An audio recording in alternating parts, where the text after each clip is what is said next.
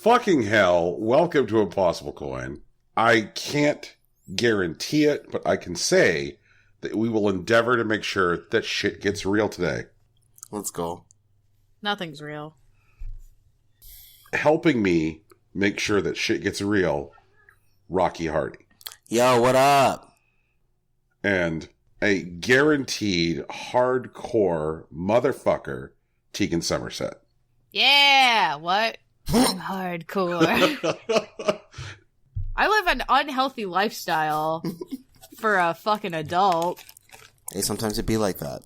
Is baklava healthy? Because I ate, like, literally 2 entire, like, large takeout containers of that for 2 days. No, I don't think so. It's got, like, pistachios in it. That's protein, right? That is protein. You were correct. Yeah, so we're good. That counts. Tegan, were you on Twitter this week asking about, like, purple drank? Yeah, what the fuck is that? Because it looks like Diamond Tap. Okay. Brian, Brian, you have to tell her about lean. I can't do it. What's a lean? Okay. So, Tegan, are you familiar with the idea of recreational drug use? I do live in Ohio. We are in the middle of an opioid crisis, so yes. Okay. All right. So, check this shit out. Your good cough syrups have 2 things inside of them that make them fun to use in excess. One is codeine. Mm-hmm. Right. Familiar with the idea of codeine. Yeah. And the other is dextromorphin. Ooh, okay. That sounds like a character in Dexter's Lab, but whatever. Okay. Dextromorphin is Dexter's full name. Oh, God. So, the trouble is, dextromorphin is what is called an expectorant, meaning that you drink it in large enough quantities, it gonna make you puke. So, in order to be able to drink enough cough syrup, in order to get the effects of the 2 different drugs inside of it, what people will do is they will take the cough syrup and they will then mix it with soda. Generally taking a grape-flavored cough syrup and putting it into a grape-flavored soda. Oh, that sounds disgusting. Grape-flavored cough syrup is probably the worst flavor of cough syrup, number 1. And grape-flavored soda is like the 2nd worst flavor of soda. Strawberry is the worst flavor of soda. Don't at me. It's awful. It's garbage. It's worse than honey lemon and worse than pineapple. Y'all can suck it. Tegan's out here with the hot takes. I don't like strawberry soda. It's bad. It's bad and they should feel bad. Peach is the best flavor. It's obviously orange, but... No, peach is the best. So if you put the cough syrup into the soda, it makes it easier to drink the cough syrup with enough speed in order to activate the effects of the cough syrup. Is that because the cough syrup isn't as fucking thick? Right. By cutting it with soda, it reduces the expectorant quality of the DXM. And then you can get high on soda? Well, they call it dirty Sprite or lean. Yep. I could get high on soda just like with sugar in it. Well, it doesn't need anything extra. But imagine the sugar with codeine, though. Okay, and DXM. The DXM is key. Codeine is going to make you feel good, and DXM is a hallucinogen. Oh. Yeah. So what you do... So my inner demons could become my outer demons, is what you're saying. Right. And yes. So what I'm saying is that, like, when Brian was about 19 years old... Oh, God. Is this where we find out Brian did a thing that's illegal? I drank a 1 3/4 bottle. Jesus. Yeah. That's one of those things where, like, you don't know how much you need to get the business done, and so you go about things in the worst possible way. I've been there. Yep. And so I'm like, cough syrup can get you high. I didn't know that. Time to get fucked up. And so I prepared myself a beverage. I did not use grape soda. what I did was I used the cherry flavored cough syrup, and I put it into cherry Coke. It's not a bad move. That sounds like a bad idea. It was. Like, amazingly enough, I think I'm hella on point with, like, chaotic problems, and that's a big problem. And, like, I got to the part where I was feeling good pretty quick, and I was, like, kind of bummed out that I was like, I was like, I guess the hallucinogenic stuff isn't going to happen, because I knew that you had to. Part of the reason I drank so much of it was I knew that you needed the DXM in higher quantities than you needed the codeine. If you just want to feel good, you can drink less. If you want to see shit, you need to drink more. And so I'm sitting there, and I'm like, well, I guess I'm not going to see shit. And I was just hanging out watching the movie Goldfinger. And then I'm like, oh, fuck, I'm in the movie Goldfinger. I thought I could control the movie with my hands. I then got up, and I became scared. And I walked outside, and I took my shirt off, and I sat down in the front yard looking at my shoes because I wanted to continue to control the movie from outside the house. And I thought that outside the house, I had to do it with my shoes. What the fuck? Yep. What the fuck? What the fuck? Brian. Brian did these edibles ate shit before it was cool. Don't add them. What the fuck? I don't understand. Well, that's the story behind that Pop-Tart flavor, Tegan. Like, someone put that flavor, lean, into a Pop-Tart. I guess. And I'm just saying that I fucking grew up in the dirty South, and I know about that shit. Looked like Dimetapp. That's how it starts. It does look like Dimetapp, and then it's not. When I was really little, and when my sister was really, we were like 3 and 5, maybe. So I'm the adult in this situation, of course, at 5. Mm-hmm. My sister had, like, a runny nose or whatever, so my mom gave her some Dimetapp. But she left the bottle on the counter, and so my sister was like, oh, I don't need to drink this thing. I need to drink the bottle, and proceeded to drink the entire bottle of Dimetapp while my mom was in the shower. That is not safe. Oh, no. Well, my mom, works in the emergency room, so she then went into the bathroom and said, Mom, I tried to drink it all, but, like, it wasn't very good. And my mom was just like, oh, and we just, like, got right in the car, and we didn't even, like, check into the emergency room. We just walked into the back. Because my mom had her badge, and she was just like, my kid just drank all the Dimetapp. And so they had to do they, like, gave her a bunch of charcoal and stuff. Yeah.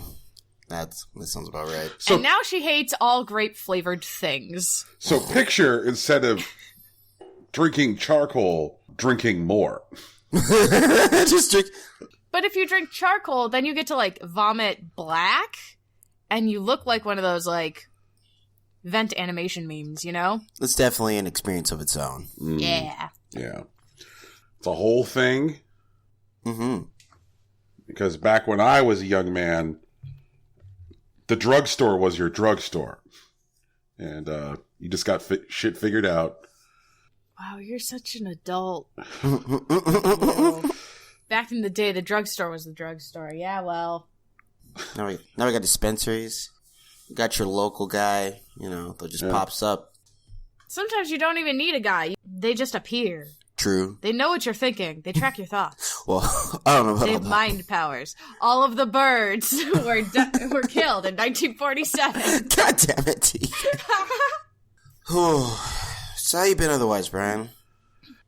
Gosh. I have been waist deep in this here new Hearthstone expansion. For sure. There's a level of optimism that I generally have whenever any Hearthstone expansion comes out. It's kind of what I think I would call like the maybe this time will be different optimism, because like there certainly have been some like changes in like core design philosophies since Ben Brode and Yang Wu left the team. But that said, maybe this time it'll be different. I've heard those words before, and it's never been different. There's some stuff that they're doing in this expansion which are like really cool ideas that they haven't done in years. And it's like made for some like really, really interesting combinations and, cool design synergies. It has been a long time since it's been this much fun to get under the hood and make a deck. Like, there's a card right now. There is a druid spell called Bees! ! Amazing. Yes. Do you by chance summon bees? Yes. So, Bees! It's like got like 19 E's on the card too. Fuck cool. Yeah, it does. Is a 3-mana spell. And what it does, it summons 4 1/1 bees that then attack a target. Sure. Now, you might first say, well, Brian, that just sounds like cheap removal, like for a small creature. Whatever. Mm-hmm. Well, it's not just cheap removal for a small creature. Let's say you target a minion that doesn't have an attack value. Like, I don't know, a Doomsayer. Doomsayers are like 0/7 minions, which means that when you target them with your bees, assuming that you can clear that Doomsayer, you've got some bees left over. The bees will stay on the board. So it's like, that's a wild thing. Or there's a minion called the Gurabashi Berserker. He was somebody who was in the original basic set. And the way the Gurabashi Berserker works is every time the Gurabashi Berserker takes damage, his attack value increases by 3. I've seen those. Yes. Yeah. So what might be fun is to target your own Gurabashi Berserker with the bees, because they're 4 different bees. They're 4 1/1 bees, which means that the Gurabashi takes damage 4 times. So you can increase the attack value of your Gurabashi by 12 by targeting it with bees. Wait, you're targeting your own creature with bees? Yes, you target your own creature with bees, because the base value of your Gurabashi's attack is 2. The Gurabashi Berserker is a minion. It's a 5-mana minion with 2 attack and 7 health. So if you target your Gurabashi with bees, he will then be a 14/3.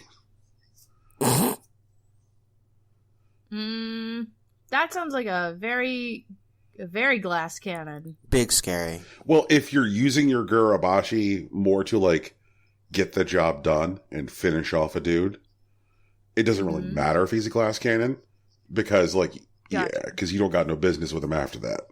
Because fuck him. Yeah, what? And right. you. There is another minion whose card text reads overkill. Anytime this minion overkills a minion, and overkill is when you do more damage to the minion than health it had. Flavor text reads, anytime you overkill a minion, its attack doubles. Oh, shit. Jesus. Right. So then you double overkill the minion. So if you say, I don't know, cast bees on it, it's going to overkill all those bees, which means that you can then get its attack up to 80. Yeah.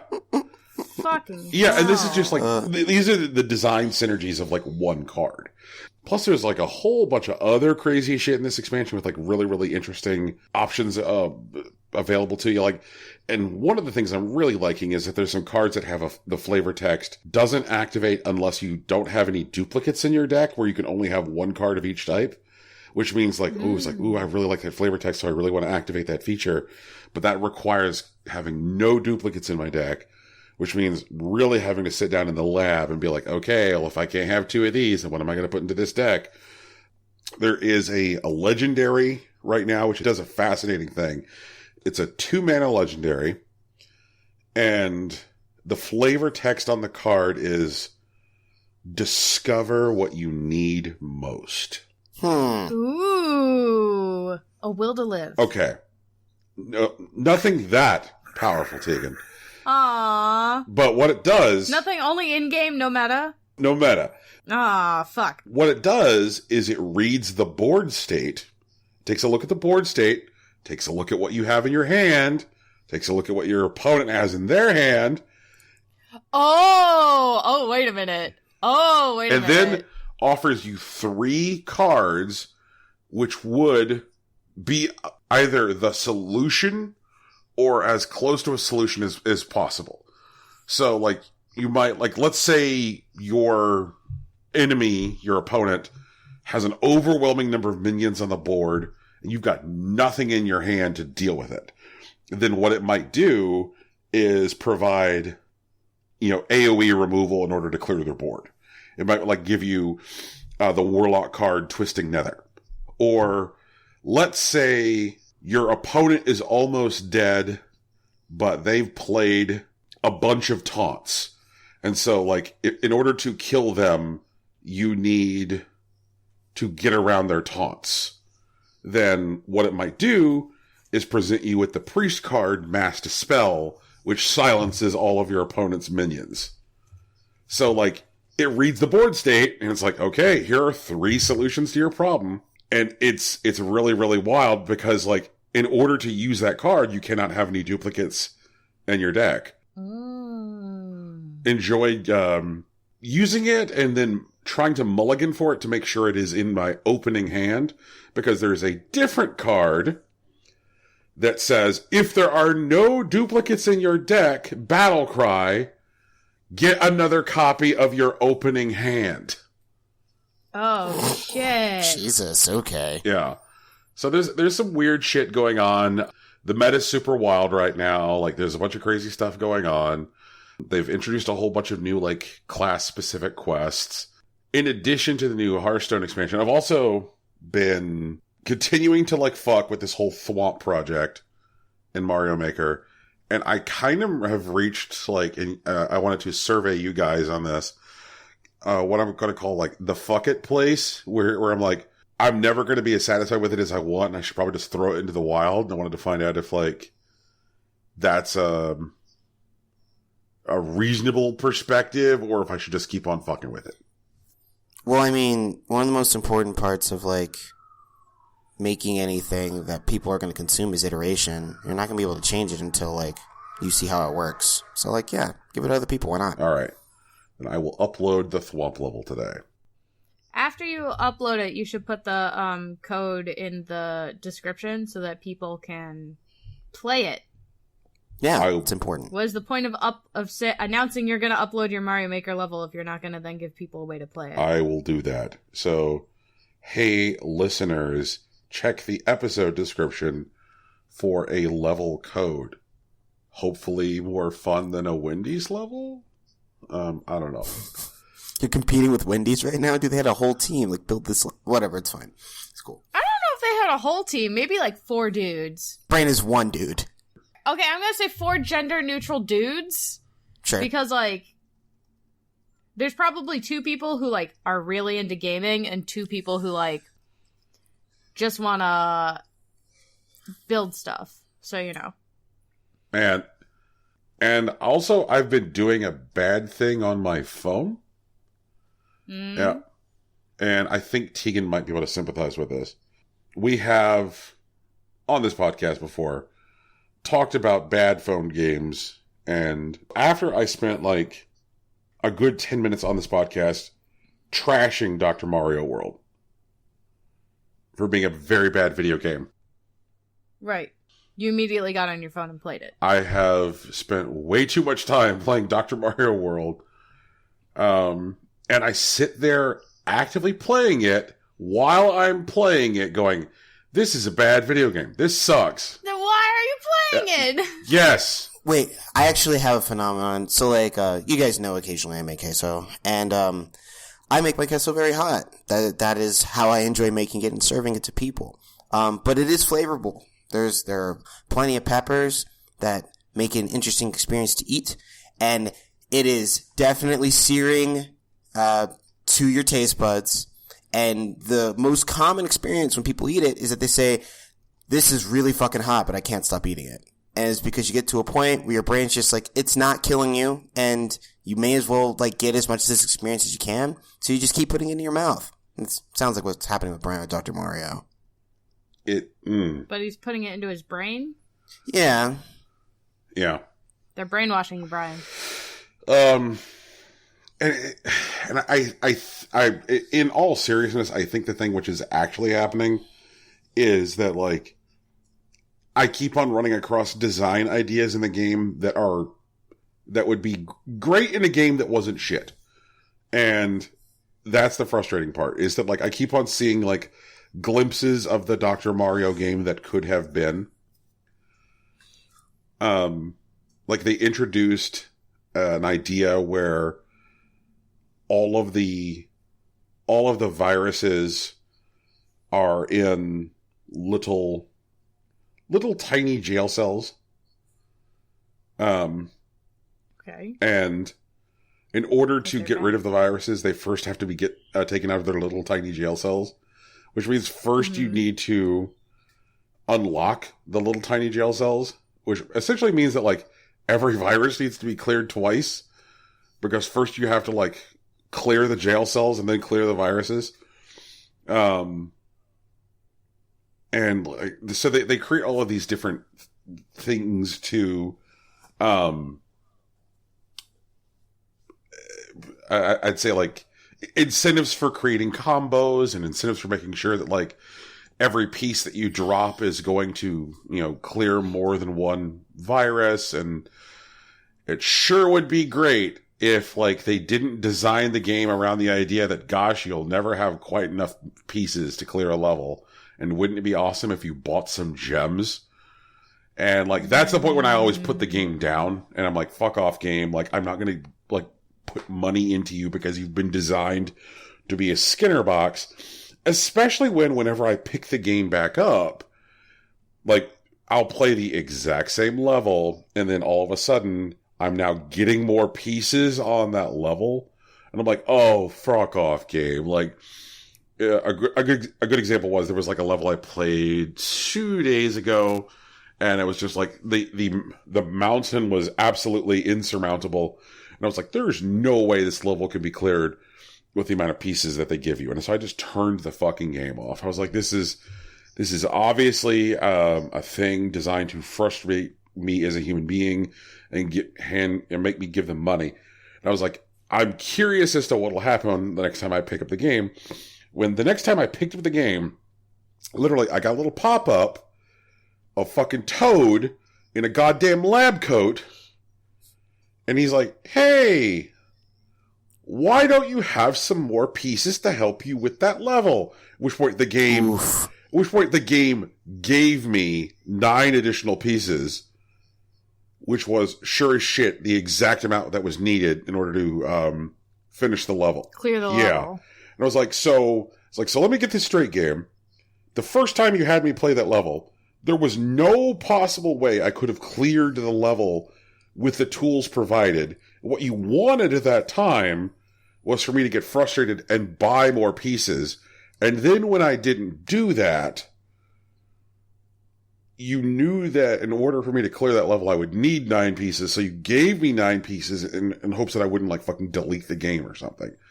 And this is, like, I've had different variations of this phenomenon. Like, there's, like, I've played levels where, I'll primarily have, like, blue and red viruses on the board. And for some reason, the only pills that drop are green and yellow. And I'm like, well, what the fuck is this going to do? Like, I literally can't clear anything because these are the wrong colored pills. And then I'll put the game down and I'll come back like a day or two later. And then all of a sudden, like, I'm getting the color pieces I need. I'm like, this is insidious. Like, imagine if this game wasn't designed to be a Skinner box. Just, it's just so, it's just so naked. Does sound pretty gross. Yeah.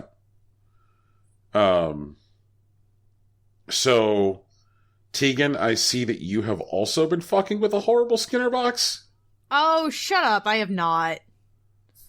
Mad now. Now I'm mad. I haven't spent a dime on this fucking game. I'm playing Animal Crossing Pocket Camp again. Shut up. Having a time. Okay? So, why are you playing this game? I'm playing Animal Crossing Pocket Camp right now. Tegan? Listing shit in my box so I can do my dailies. God! Wow! Yup. Hello. Sorry, I'll put it down. Okay, I put it down now. Thank you. Yep. Playing Animal Crossing Pocket. So they added in daily quests, and they added in, like, so I wasn't gonna play, and then one of my coworkers was like, hey, they're doing a kimono event, and I was like, they're doing a kimono event? And so I logged in, and, it was like a flower event, but, like, a handful of my friends that, like, initially played Animal Crossing Pocket Camp are still playing, like, actively playing. Sure. So, like, completing the event wasn't hard, even though I only did it in a week, whereas, like, normally they're, like, 2-week events. And now there are all these, like, daily quests that are, challenges or whatever. There's, like, a daily challenge, and then there's, like, different series of event challenges for, like, collaborations that they're doing. Like, right now they're doing a collaboration with the scenario characters. Just, what the fuck? They're cute, though. The little fucking, the little outfit, all the couches for the scenario character, like, collaborations have, like, giant plushes of the scenario characters on them. They're cute.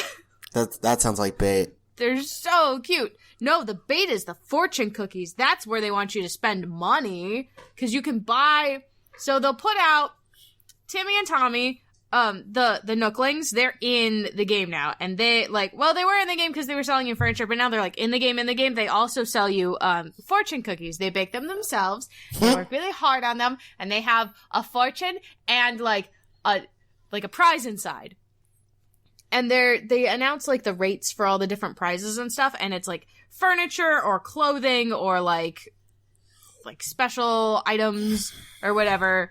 It's mostly furniture or clothing, but whatever. And then, like, you can spend every day, they'll put one special cookie out at random and one of their, either a Timmy or a Tommy cookie. And the Timmy cookies have, I think, furniture in them, and the Tommy cookies have clothing in them. That might be reversed.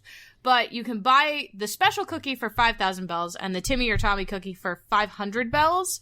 And, like, that's not a lot of money for either of those. Because you can get bells easy in this game. Like, I have 1,290 bells right now. I'm rich! And I'm just, like, building stuff all the time. But... yeah, it's, I don't know. I'm having fun. I'm just doing, I was like, I'm gonna do this and see, like, how it goes. And really, like, all it's doing is making me more excited for New Horizons. Oh, yeah. I just want that game so bad. Now there's a bug event going on where, like, it wants you to catch a bunch of beetles. Also, there's, like, dragonflies, and there's a lot of, like, really cool... new, like, fish and stuff. There's new everything. My town randomly got, my campground, I guess. All the campgrounds get, like, different special fruit now. Okay. And mine's got lychee fruit. And some of my other friends have, like, limes and grapes and stuff. Grapes are top tier fruit. What? Grapes are top tier fruit. Which grapes? And how are you eating them? Well, okay, I'm going to say grapes in general are the best fruit that is on this planet. Absolutely incorrect, but go on. What do you mean? This isn't a discussion. You're absolutely incorrect. The best fruit on this planet is a pear. Tegan! Dude, oh my god, are you kidding? Pears? No, I'm serious. Pears are the best fruit on the planet. Oh my god, no, they're not. Yeah, they are. They're soft and juicy and delicious. Sometimes they're soft. So sweet. You just have to, you buy them when they're hard, and you let them sit on your counter for literally a day. That's all you gotta do, and then you gotta eat them all. You gotta eat 9 pears in a day, and that's the kind of life I like to lead. Tegan, I could do with grapes. All I have to do is buy grapes and just eat them. Like they are simple. No, they are delicious. You don't. No, you buy the grapes, and then you gotta wash all the grapes. You gotta pluck them off their little stems. You gotta wash all the grapes. You always and then wash you gotta your fruit. shake them. You gotta shake them in a bag of sugar, and then you gotta freeze them. What the shit? Tegan. You don't have to sugar your grapes. They got sugar in them. They're built in, Tegan. No, you sugar them. What do you mean you don't sugar your grapes? Tegan, I swear to God. The sad thing is, I feel like you guys think I'm joking about this, but this is something I'm not joking about. I'm serious. I This is how I eat my thoroughly grapes. aware that you're not joking. It is serious. still egregious. Holy shit, Tegan. There's sometimes that I definitely say stuff on the show just to, like, push your buttons. Yes. But no. Grapes are not the best fruit on the planet. Pears are. Strawberries are a very close second. Raspberries are garbage tier. Oh my God, Tegan, what is going on with your fruit meta? I need to see a tier list. I need that this week. Raspberries are garbage tier. Peaches and nectarines are just above garbage tier because they're fuzzy, and I don't like fuzzy fruit. Okay, no, we need Tegan's fruit tier list. Like, I need to understand. This is outrageous. Like, Brian, back me on this, man. This is outrageous, right? I feel that the unequivocal S tier, diamond plated #1 fruit is the apple. Ooh, okay, that's an interesting. Is it because there are so many fucking varieties of apple that you could literally find any apple to suit your taste, and therefore it's universally accepted by most people as at least an average fruit? The apple's variety is definitely part of it, which is also something else that the grape has going on. That's true. Yeah. No, there's two kinds of grapes. There's red grapes and green grapes. That's it. Deep sigh. Tegan, we need to expand your world. Yeah. Teach you about grapes, Tegan. I feel like apples are B tier, like, fruits at best, but that's a whole other thing, guys. Welcome to our video game podcast, where we talk about our fruit tier list. Oh God, guys, we will do this. I piss off everybody while talking about Pocket Camp. My bad. I can't believe this. Tegan, pears, whatever. It's okay. That's fine. Well, yeah. Anyway, so pears that's my tier list. Don't add me. The thing about pears that confuses me, Tegan, is that, like, all right, I'm not here to deny that, like, there are some good pears out there. There's some good pears. Yeah, there's some good pears. Some delicious pears. But, like, I think that the reason that I hold apples and grapes in such high esteem is that, with very rare exception, a bad apple or a bad grape is still fine. I mean, unless we're talking about, like, legitimately it's fucking turned. But, like, if you're just like, okay, this is an apple, or okay, this is a grape, like, even if they're not the best, they're still fine. But a bad pear, I ain't fucking with that. Bad pear killed my uncle, Tegan. No, he didn't. No, but, like, I mean, like, well, what makes a pear bad? I guess you bit it too soon, or too late. So, too late. You can turn it into, like, too soon. You can definitely, like, dessert that shit up. Sure. I am way not into that, like, mealy, super fucking soft. Like, when you bite into a pear, where you bite it and, like, the juice just goes all over your and face. it's just like it's.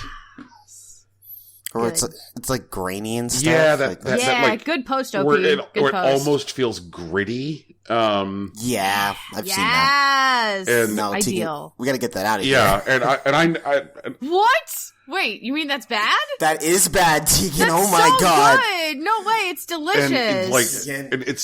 And I can tell you, like, which one is the greatest offender. And those are Bartlett pears. Yeah, those are the best. And Tegan, absolutely. Are you trolling us right now? Like, no, I'm not. I'm not. I specifically look for Bartlett pears, and I squeeze the top near the stem to find which ones are really soft, and those are the ones I buy. God, like Bartlett. And then I eat like 5 pears in a day, and I'm like, well, I ate my fruit for the week, and I'm done. I swear to Christ, a Bartlett pear just tastes like a fucking diaper full of sugar. It's just no. Also, like, 5 pears is actually only like 2 days worth of, like, your fruit intake. What? That's 5 whole fruits, though. You're supposed to eat 2 fruit a day. What? Yes. What? When? Since fucking when? Well, how many vegetables am I supposed to eat a day? Somewhere between 4 and 6. I haven't eaten a vegetable in 2 weeks. Tegan, I swear to God. Like, Tegan, please. I literally have not eaten a vegetable in 2 weeks. Oh, wait, no, that's a lie. I had some onions the other day, but only on accident. Oh, God. All right. Brian, you were saying about Bartlett pears. Yeah, but like I will absolutely mess with a Bosc pear. Those are great. Bosc pears are pretty good. Yeah. But please just... The fuck's a Bosc? A Bosc pear, like very, very... Are those like pink and red ones? Generally no. The skin is generally like a dark green, like almost bordering on like a brown. Oh, those really hard ones? Yeah. No! Mm-hmm. No, those are baking pears. And they're just like Granny Smith's. You don't actually eat those, you bake with them. You can eat Granny Smith apples, Tegan. It's not against the law. I know you can, but why the fuck would you when pink ladies exist? They're delicious, and they're tart, and they're firm. No, why do you want firm fruit? Tegan, those are the qualities of a good pear. Like, please. What? No. Oh, man. Oh, God. Well, anyway, thanks for listening to the last episode of Impossible Board. So long, and thank you for all the memories. Oh, God, guys. Oh, pears. But yeah, so, I've spent fucking probably 30 hours this past week playing Animal Crossing Pocket Camp. Jesus. Right. And every time, and here's the problem, is every time I sit down, I'm like, okay, here's what I'm gonna do. I'm gonna just do the dailies for Animal Crossing Pocket Camp, and then I'm gonna play Fire Emblem Three Houses. And every single time, I sit down at like 6 p.m., and then it's 2 a.m. And I don't know what happened. And I'm like, oh, now it's too late to play Fire Emblem. So I guess I'll just go to bed and I'll try again tomorrow. And I'm literally only 5 hours into Fire Emblem. Oh, man. I've tried to play that game every day, and literally every single day. I'm like, well, I guess I'm gonna play some Pocket Camp, and then I'll play Fire Emblem. What the shit? Oh, shit. How far are you in Fire Emblem right now? I'm 5 hours in. I picked the Blue Lions. Yes. And as a Blue Lion, I can recruit onto my team Hilda, and I'm trying to get her onto my team, because I want her and Casper, and I want them to get married, because there are no brain cells in that picture. There's no brain cells between the two of them, and I need their stupid children. Actually, they're non-existent stupid children. Hilda's actually pretty smart, and like she's just lazy. Well, she's lazy, but she's lazy because she's smart. Like, she has realized that like getting through her life, the best way to do it is with the least amount of effort possible. And so, I feel like that's all of us right now. Like, so she plays coy and she gets people to, like, do her work for her. She's an excellent delegator. And sometimes she plays, like, you know, being inept or, like, weak or whatever. But sometimes she just, like, talks people, like, she charms people into doing her business. It's actually kind of cool. It's one of the stronger characters in Golden Deer.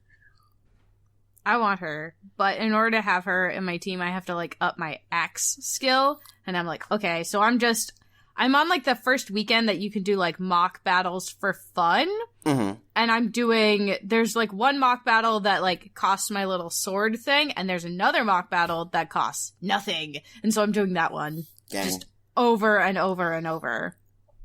Over and over and over, meaning I did it once and saw I could do it again with no consequences, so I'm gonna do it again as soon as I fucking stop playing Animal Crossing Pocket Camp and play Fire Emblem.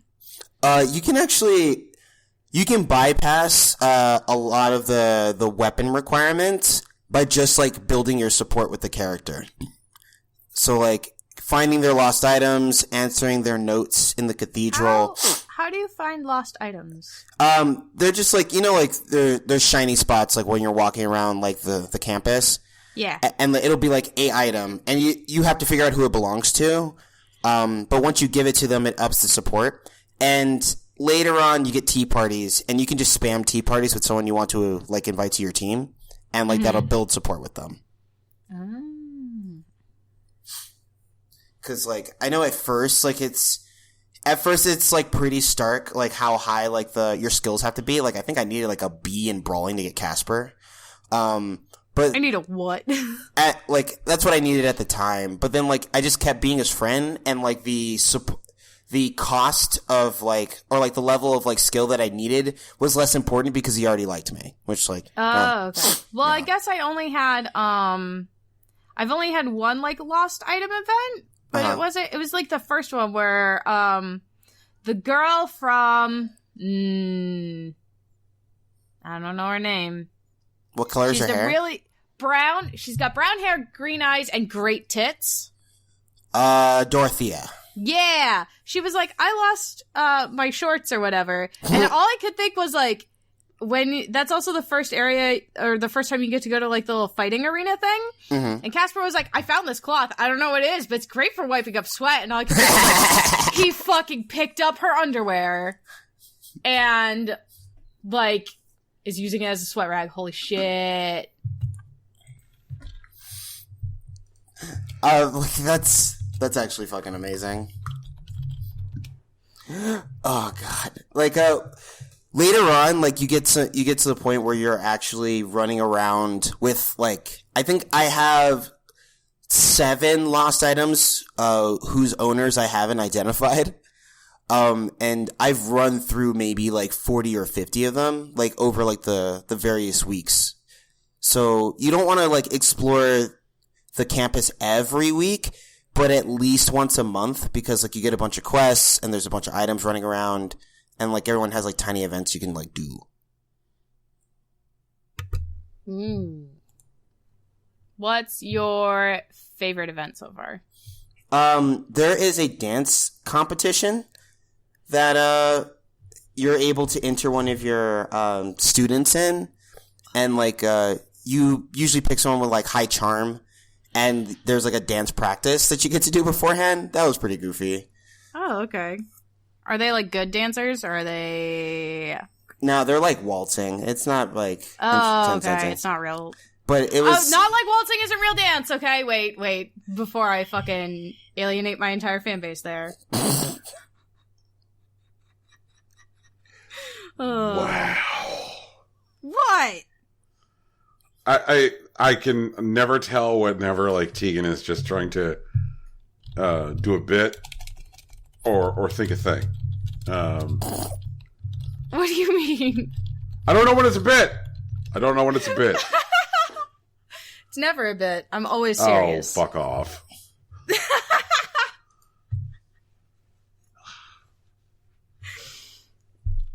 It's almost certainly a bit sometimes. You've admitted to times it's been a bit on this show.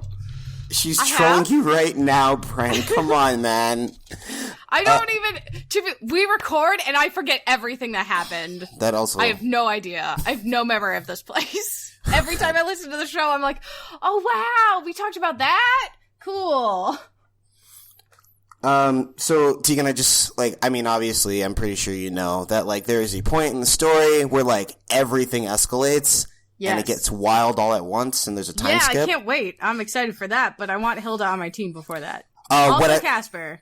What I should advise is that there will be a time where it looks like things are speeding up, and you want to recruit as many people as you want on your team as possible, because you will end up having to fight everyone else. Can I just recruit everybody?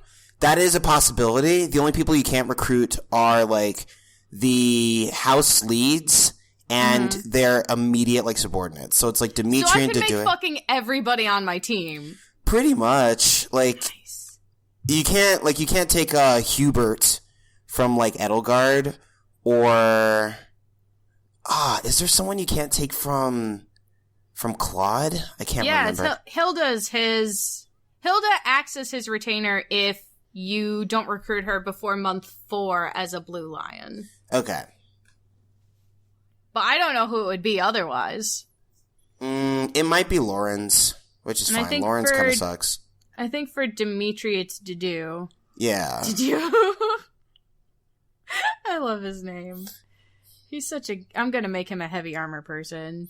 Ooh. He's so big. Right now he's using the the punchy, the gauntlets, the brawler, whatever. Yeah, and he attacks literally 8 times a turn.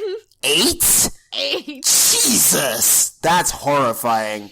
I've gotten 4s off it, but not 8. I had him, so he did an attack, like he initiated an attack, and he's like, punch, punch, and then he did another punch, punch, because if you initiate with the training gauntlets, you attack twice. Right. And then the guy retaliated, or like, whatever, you know, where you attack and then they attack back, which doesn't know what's happened. So he attacked back, and then that triggered another set of 2 attacks. And then 2 more attacks. It was so good. I was just like, wow, he killed everybody. Yeah, bro, like the gauntlet's actually like a really great addition. Also, one thing that's like important that I didn't notice when I was playing earlier is that the weapon triangle isn't a thing in this one, really. What? Yeah, like, you know how before, like, they had, like, the rock, paper, scissors, or, like, swords beat axes, axes beat lances, lances beat swords. Yeah. That's not really affecting your abilities in this one. Like, it may be on a lesser degree, but it doesn't look like it affects, like, how your damage or your accuracy comes out. And, when you level, like, your skill with, like, the weapon, because, like, basically when you're using the sword, like, your base stats increase like as you hit certain tiers, and later on you get abilities that allow you to like bully like in the standard like weapon triangles fashion. So like sword users get an ability called Axe Breaker, which allow them to bully like axes the same way that they did in older games, but it's not built into the weapon type. Yeah. Also, playing with those abilities is actually really useful because some of them are crazy. Same with battalions and gambits. I'm figuring out like, is my battalion thing gonna, like, run out of juice at some point? And I'm gonna have to, like, get another one? So, like, your battalions, like, take damage when, like, the character does. When they have, like, the 3 green triangles, that's when they're at full health, and then, like, lower and lower green and red, whatever. And they add damage and accuracy to your attacks. And when they are, like, depleted, you lose access to their gambit and, like, the stat boost that they give you. But replenishing them is, like, you basically go to, like, a battalion shop, which you'll get access to later, and it's super cheap. I've had, like, 10 characters with battalions, and they were all, like, nearly depleted, and I spent 300 gold, and, like, they were all full again. That's it? Yeah, it's super cheap. Oh, well, shit then, okay. I will not worry about it then. And, like, I really like Golden Deer because I'm having a good time, but apparently the reviews that, like, where people play Golden Deer, there's, like, a twist in the story that people don't like that I haven't read about yet. Edelgard is, like, super popular to the point where I think she might be the 5th character that they add in Smash. Really? Yeah. I hope she does. Isn't she bad, though? She's bad. She's not a good person. She has a very eventful summer. Like, we'll call it that. She has serious ambitions and the power to pursue them. And she does some shady shit over the course of the game. And if you're her teacher, you kind of abet it. Which is weird. But the characters in her house are, like, very nuanced and, like, interesting. And so, you know, fucking with them is a really good idea. Apparently Dorothea, like, slept her way into the academy, which is something I didn't know. Fucking believe it. She's got a great set of tits. It's not fair. She's using what she got. If I had tits that were that good, I would also use what I had. Like, Jesus. Or, like, Bernadetta, like, well, actually, every class has, like, one of the scared, like, lonely girls that, like, is harboring a dark secret. But Bernadetta's is pretty compelling as far as they go. I really like Marianne, though. And the sleepy boy, and who, like, just likes taking naps is definitely, like, I'm here for a good time, not a long time. And so that's why he kind of... He definitely, like, just, like, sachets through, like, most of the challenges that are going on. Hubert, I think his name is, who's, like, Edelgard's number 2, is very much, like, Severus Snape vibes. especially with like Edelgard as his Lily. Ooh, okay. And then there's the one Black Eagle that's like super into like dating a bunch of people, and he seems really callous, but he just turns out to be dumb. But he needs help. But I don't know. Black Eagles have some interesting characters. The archetypes are essentially duplicated across the 3 houses, but their relationship to like the Empire, like being like both conquerors and conquered, is definitely like a neat story beat to explore. Okay. But I'm having fun with 3 houses. I'm not gonna get into spoilers, but like the fights are cool. I have a couple characters at level 30, so I have access to the master classes, and those are dope. Are they cool? Yes. Are they super cool? There's one that's absolutely busted, Tegan, that you're going to want to build to, which is the Mortal Savant. To pass the certification exam, or to guarantee passing the certification exam, which is also really cool in this game, because like you don't need like hard lines on like certain like abilities to class into different stuff. It just reduces your chances of like guaranteeing the switch. So like you risk losing money if you don't get it. But like I've definitely taken some like exams that I had like a 52% chance to make, and I got it. But the class I'm thinking about is called Mortal Savant, and it suggests that you need an A in both swords and magic. And they're just super high evasion. They have access to like all the magic in the game. They do crazy sword damage. I'm building 2 of them right now, and it's a great time. I'm so excited. Also, Cavaliers are always strong because, you know, horses. Bows are surprisingly strong in this game. I didn't think they were going to be as strong as they were. And I have one dark mage. Oh, right. So you're going to fight a dude, or you're going to be in a fight where there's a dude called the Death Knight. Do not fight him. You will not win. That's not how that goes. But if you can enter that fight with a thief in your team, steal the dark seal that he's holding, because it's the only way to get it. Like as far as I've seen in this game, there's no other way to get a dark seal except for stealing it from this one Death Knight. But once again, what did dark seals do? They allow you to make dark mages, which specialize in dark magic, which has basically effects like Luna, which like ignore defenses and stuff, and they're tankier than the other magic users, and their magic is overwhelming to both like healers on opposing teams as well as like other casters. It's just really strong magic. Okay. But like you can't get it otherwise unless you have a dark seal. Like that's the item that's required, and the Death Knight was holding the only one I've seen in this whole game. Got it. All right. Rocky, I'm not hearing you weigh in on the quality of Fire Emblem tits. Yeah. Yeah. Do you? It's because they're good tits. He knows. Jeez. They're good tits. She's right. I'm not going to argue about it. Like, it's just, I don't know. I feel like being the person that I am, like, you know, in the year of our Lord 2019, me focusing on, like, tits in, like, what is very nearly a, like, waifu simulator is kind of skeevy, and I don't like it. I was surprised that there was more than one slide in Tegan's PowerPoint presentation on tits, and... Only her tits! Manuela's Only are pretty Dorothea's good. tits. Who? Manuela? Which one's that? She's a teacher. Oh, yeah. Yeah, hers are pretty good, too. Mm-hmm. But, like, of the students. Of the students, is definitely Dorothea. She's well developed, I guess. Jesus. Yeah. Pretend I didn't say that. Sylvain's the best boy, but also Dimitri is the best boy.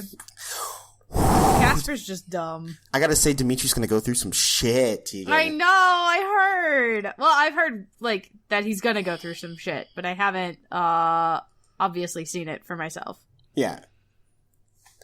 Oh, man. So isn't this just, like, alright, this game isn't, like, bordering on a waifu simulator, right? Like, it is a waifu simulator. Like, you're gonna be doing some fucking in this game. Like, You don't have to. You don't have to. It's optional fucking. Yes.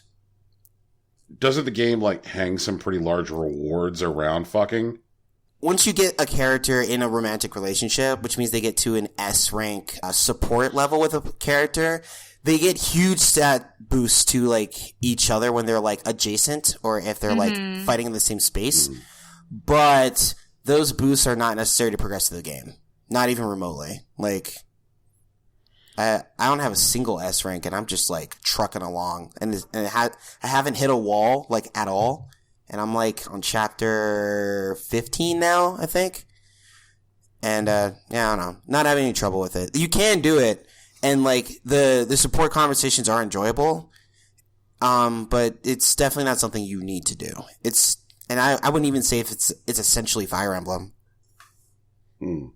This is something that I think Rocky may be able to answer. I keep on hearing this game called Fire Emblem : Persona.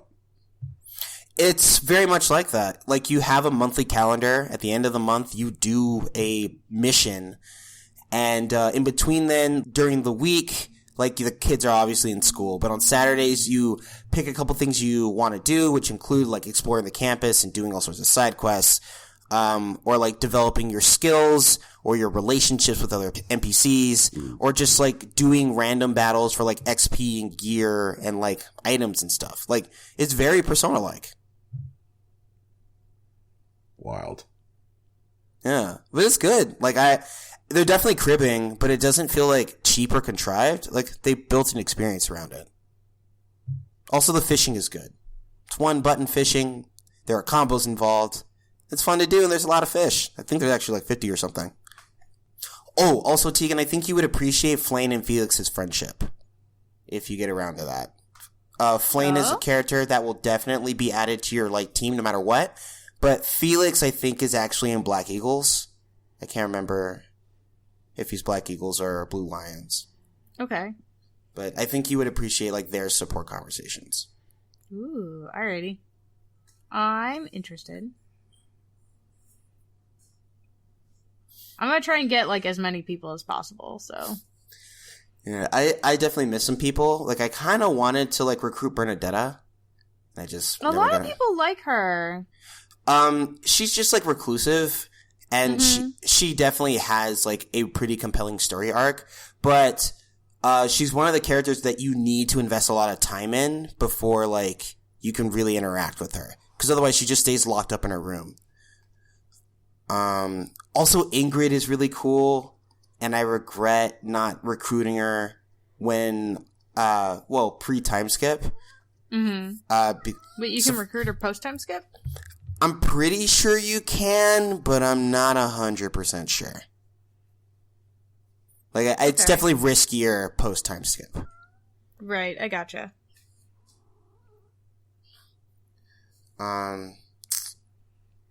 And I wish I had recruited Felix earlier. Like, I ended up save scumming to go back and get Felix. That's, like, one of the 2 save scumming events I've had in this game. The button where you get to reverse time, like, in combat is actually just super useful. It's definitely, like, very conducive to, like, play. And making strategies around, like, getting certain events to happen. Like, I'll burn them even though, like, it's not like a ride or die moment. It's kind of cool. I like it a lot. I haven't tried it yet. Like, they just introduced it, and I didn't need it in the last battle, so I haven't, like, used it yet. Yeah, it's pretty comprehensive. You can go all the way back to the beginning of the battle, like 20 turns in. Like, it's very nice to use. And just be like, wait a minute. I'm gonna fix this. This will be better. Oh, man. Also, I want to talk about EVO, because there were a lot of good things and a lot of weird, terrible things that happened at EVO. Okay. Well, like, first I'm going to talk about the games, because we are a video game podcasts. The rivalry between Goichi and Sonic Fox has been one of my favorite things to watch in FGC for a while. And, like, they played 2 really great sets, although I think Winter Finals is better than Grand Finals. And, like, Goichi has been grinding so hard for the past year, and when he finally won, the dude broke down in tears like he couldn't believe it. And, like, Sonic Fox was just, like, super sportsman-like, and, like, got him in front of the crowd, let him, like, bask in his moment. That was really cool. Like, they're really good friends, it looks like.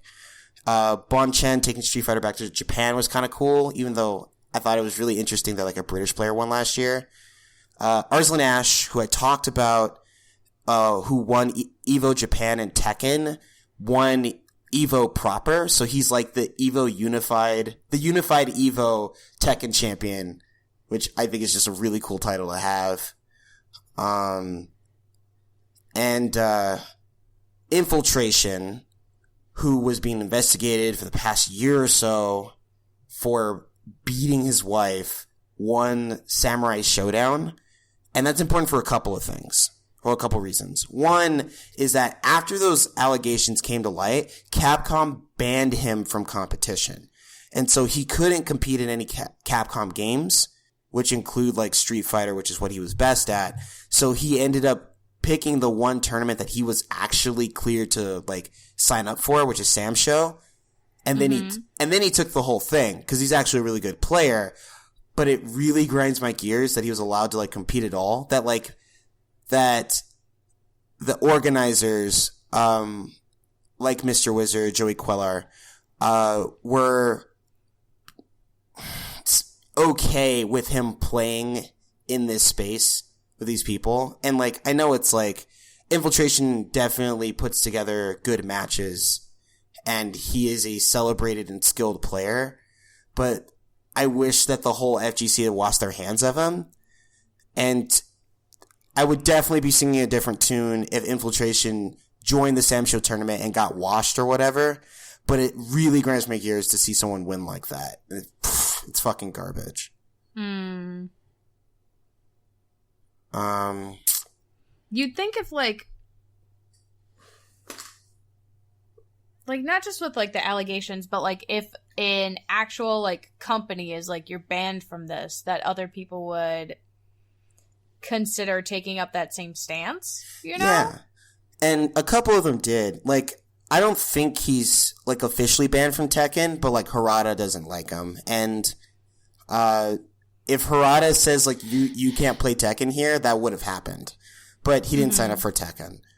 And he didn't try because I'm sure he thought that's what was going to happen.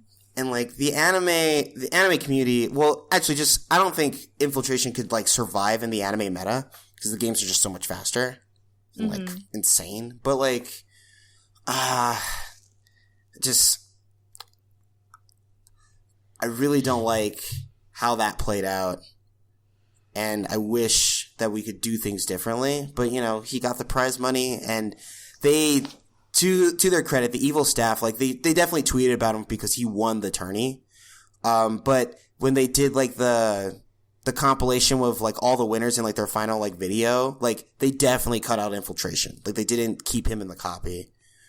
There was also a thing that like the Evil organization did where they were showcasing some stuff, like when they announced a new Tekken character, Leroy. I think it's Leroy Jones. I kind of want to call him Leroy Jenkins, but I don't think that's Leroy right. Jenkins! We all know that's who it is.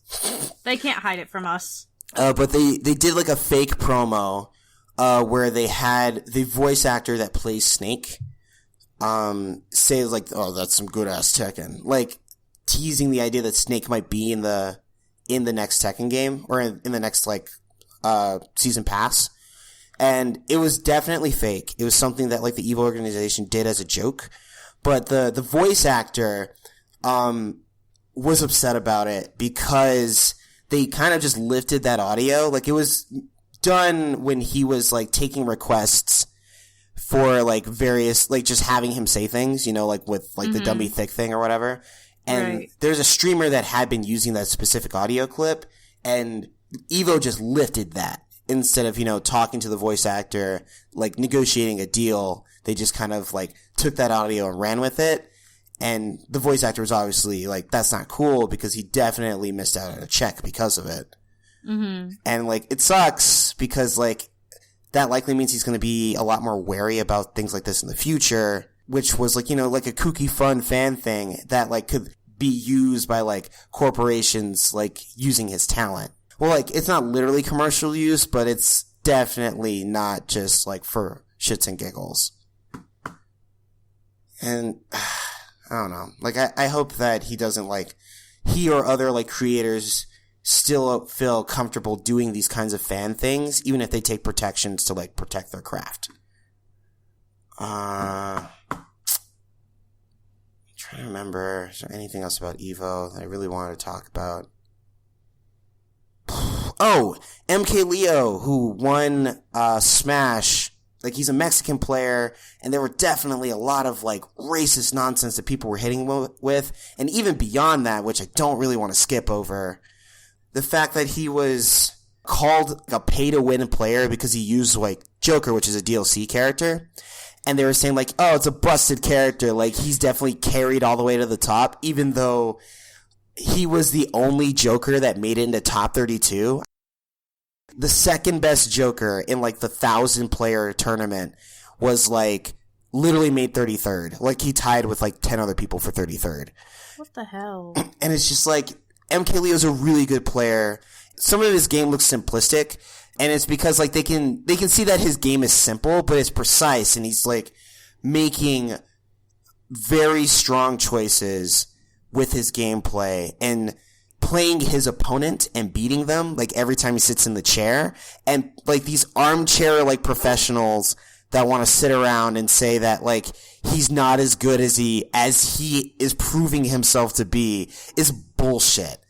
And anyone that has beef with how MK Leo plays needs to pick up a fucking controller and try to take a set off him. Because you can't. Like, that's just... It's as audacious as me saying that LeBron James is grandstanding when he dunks a basketball and he shouldn't be paid as much as he is. Like, it's so stupid, and I hate it so much. Like, this conflation of, like, casual play and, like, professional play.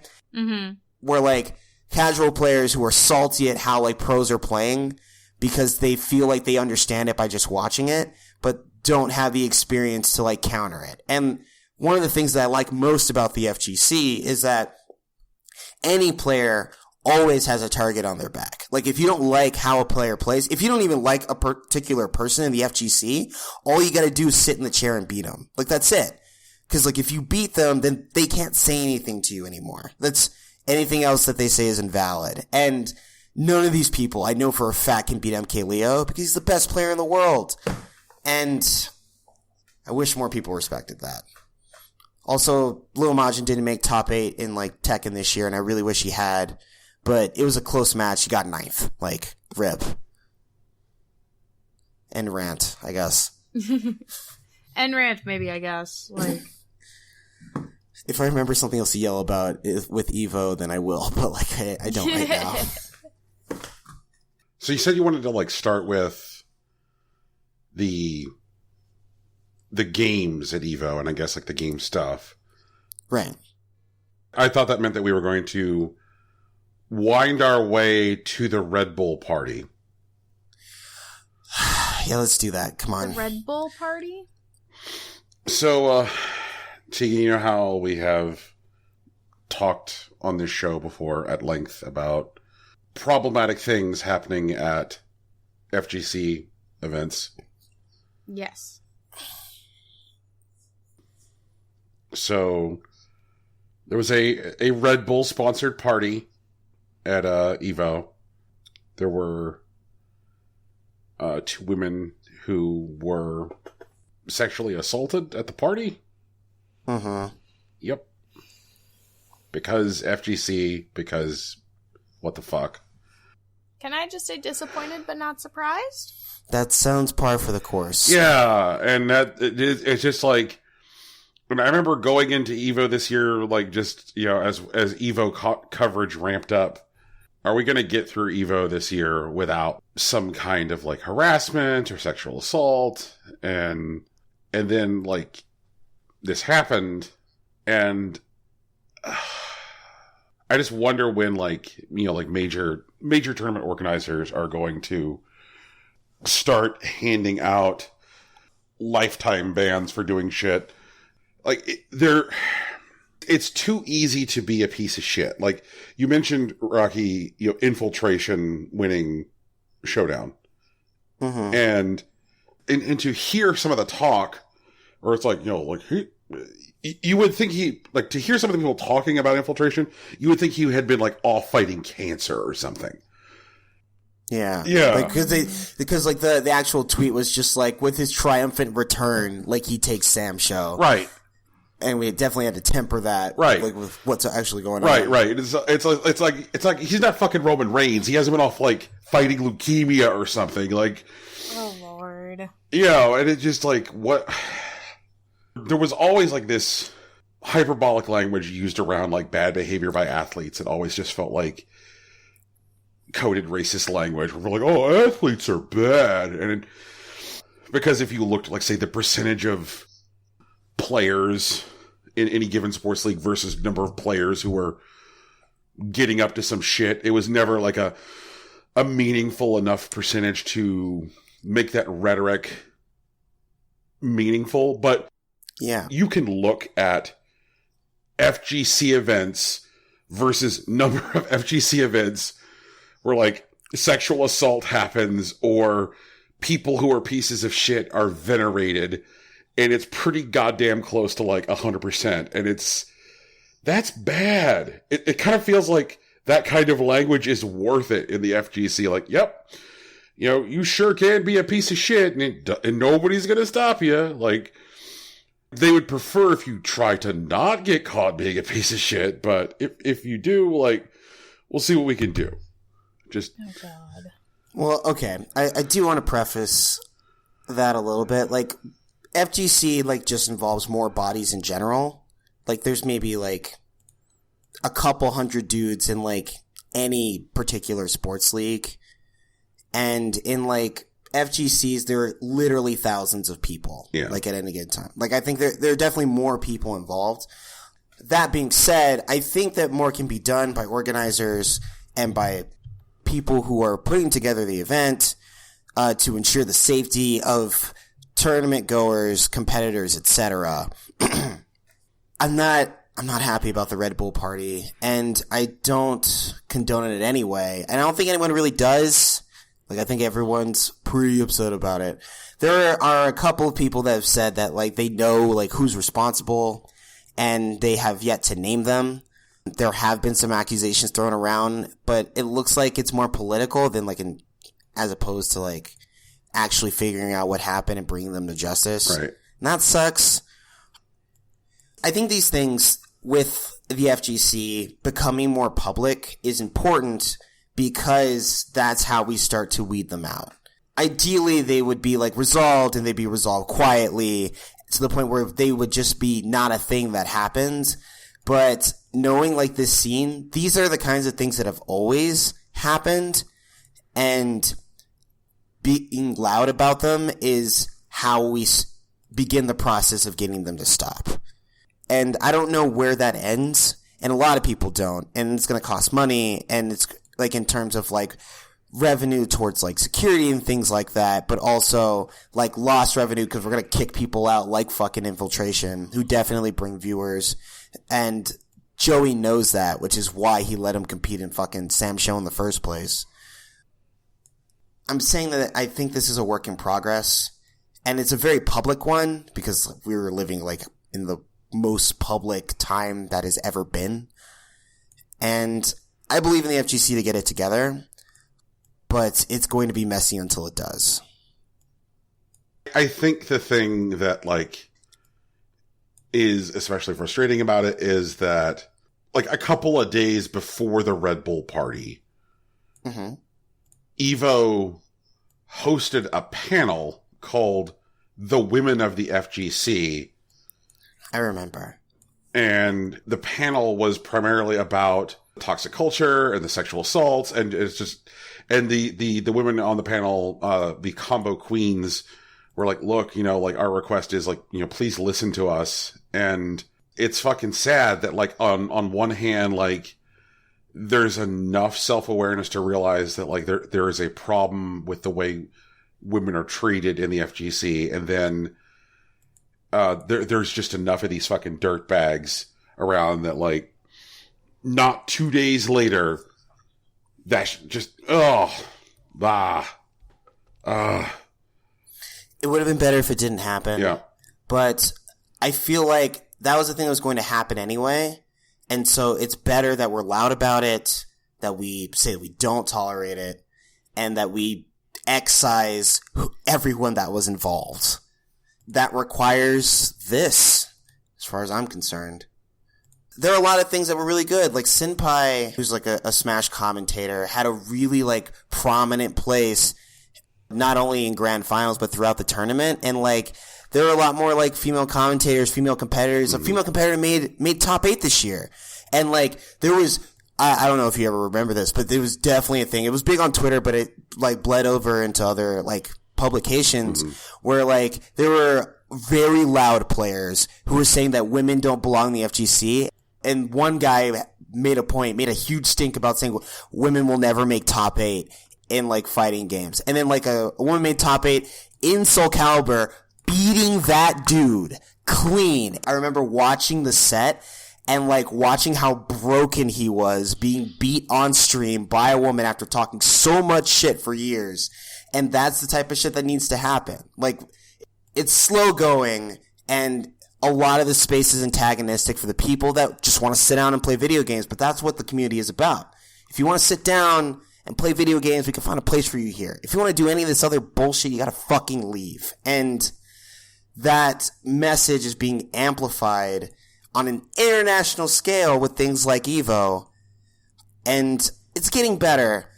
And the parts that we need to work on, we can see, which means it'll make it easier for us to work on. I think that the only question I have left about EVO really is, when are 30 to 50 feral hogs coming to Smash? Damn. Okay, if I had to choose between 30 to 50 feral hogs and Edelgard, wait, can 30 to 50 feral hogs be Edelgard Super? I don't know how, but I need that. Nintendo, please work it out. Like, I need the axe like Fire Emblem girl, and she has an ability that summons 30 to 50 feral hogs and just wipes the stage. That's what I want. You know who should get the ability that summons 30 to 50 hogs? It should be fucking Ganon. I'm in. That sounds fucking fantastic. They should just all be moblins. Like, that'd be the easiest way to do it. He is the moblin king. Just start summoning moblins. They're just all over the stage. God damn it. I'm down. I want to see it. Maybe it'll be like one of the sticker levels or whatever. Because they do like weird situations with that. Also, Hero's busted. Like, fuck. Whatever. It's fine. We're not going to talk about Hero. We talked about EVO. Can we talk about the news? We certainly can.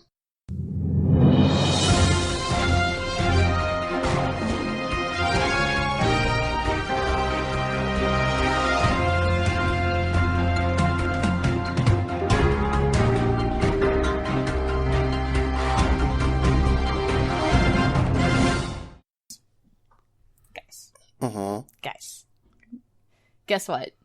What?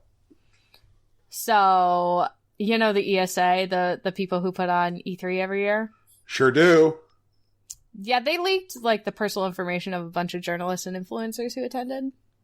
Why?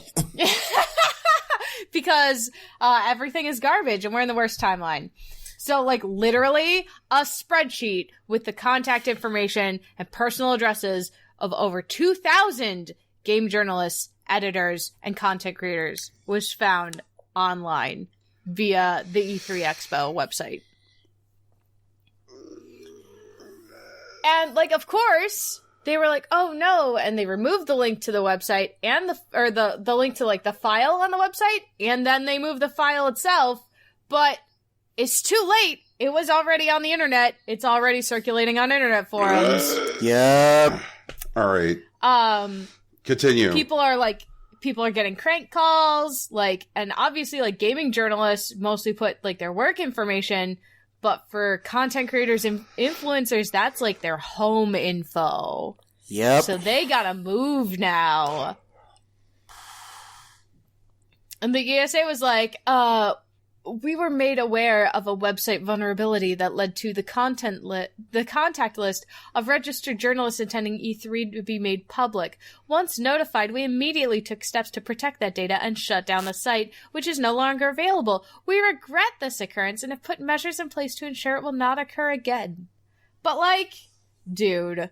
It's already done. If my info was leaked, you bet I'd be like, okay, so are you paying for me to move? Because you better be. That's some level of bullshit. Okay.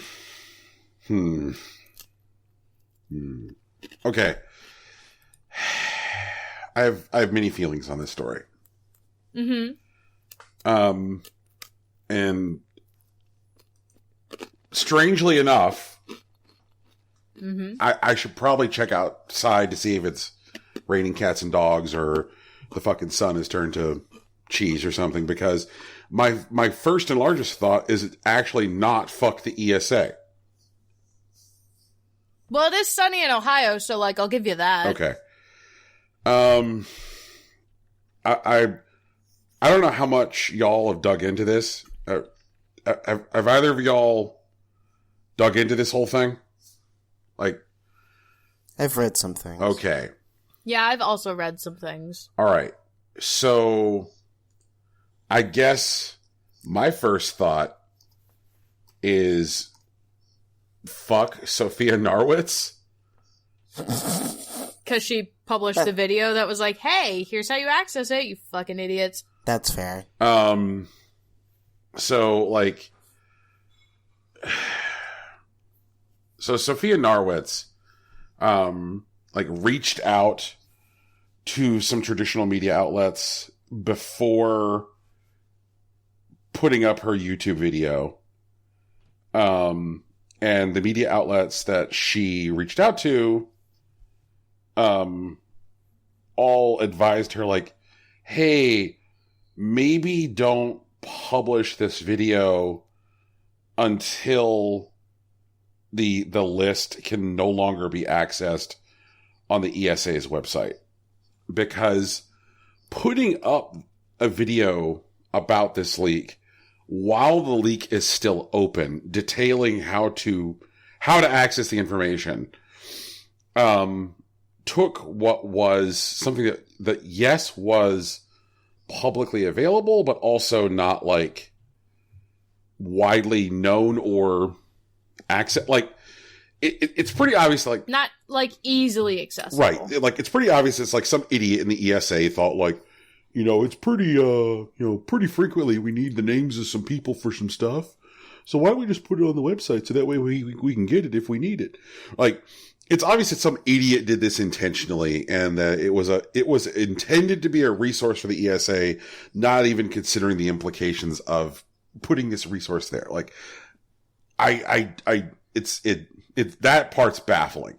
But you don't need to like further disseminate people's private information in order to tell a story about the disseminating of people's private information. Like, you can apprise the ESA that this information is publicly available, and then you can wait until the information has been pulled from access, at which point you can say like, hey, the ESA did this. This was how you did it. The information is no longer up. But like... But how else are we going to get those sweet, sweet views, Brian? Well, the problem is that like Narwitz is, hey guys, she's a Gamergater. Yeah, I know. Yeah.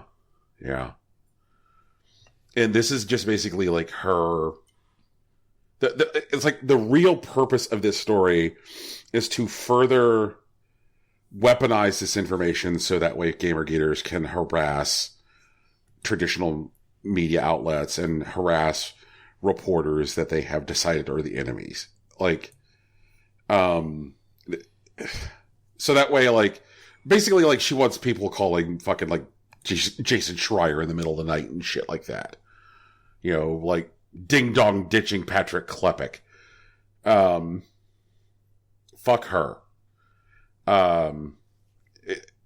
For the record, gentle listener, we record on Saturdays, so, like, earlier today, word got out that Jeffrey Epstein has killed himself, and, like, fucking Sophia Narwitz is already out there on Twitter saying that Jeffrey Epstein didn't kill himself and was secretly murdered by the Clintons.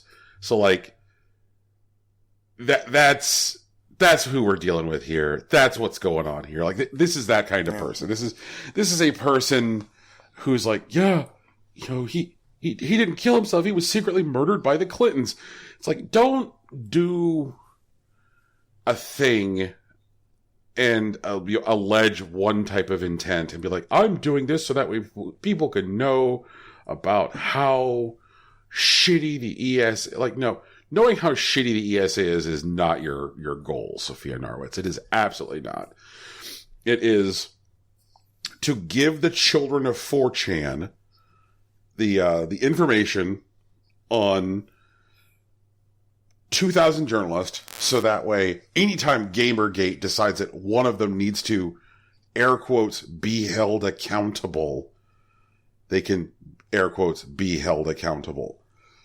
And, like, there's all kinds of costs associated with, like, getting new contact information. Like, if you decide to, like, change your phone number or dump old email addresses, like,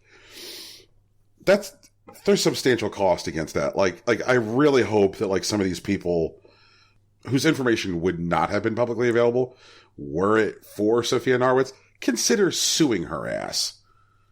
Like, imagine standing beside an unlocked car with the keys in the ignition, holding up a sign with an arrow on it that says, I'm standing beside a car which is unlocked and has the keys in the ignition. Now, you didn't steal that car, right? Mm-hmm. But is it fair to say that you're the reason that car got stole? Yeah. Yeah. That's where I'm at. Yeah. What are y'all's feels? I don't know why you would attach a file like that to a website. You know? Like, I'd understand maybe keeping it in, like, a personal database in, like, the office or whatever, but why would you attach that information to your website? You know? It feels like an intranet thing. Yeah, exactly. And then it got on the internet, and I don't know who fucked that one up. You know? Like, definitely boo on Narwitz for sharing it. Yeah, and I want to make sure that I'm not letting the ESA off the hook here. Yeah, no. But also, like, who fucked that up initially? Like, I want to know, I'm concerned that maybe, like, the steps to ensure this will not occur again was just like, we fired the dude. You know? Which doesn't help, you know? Right.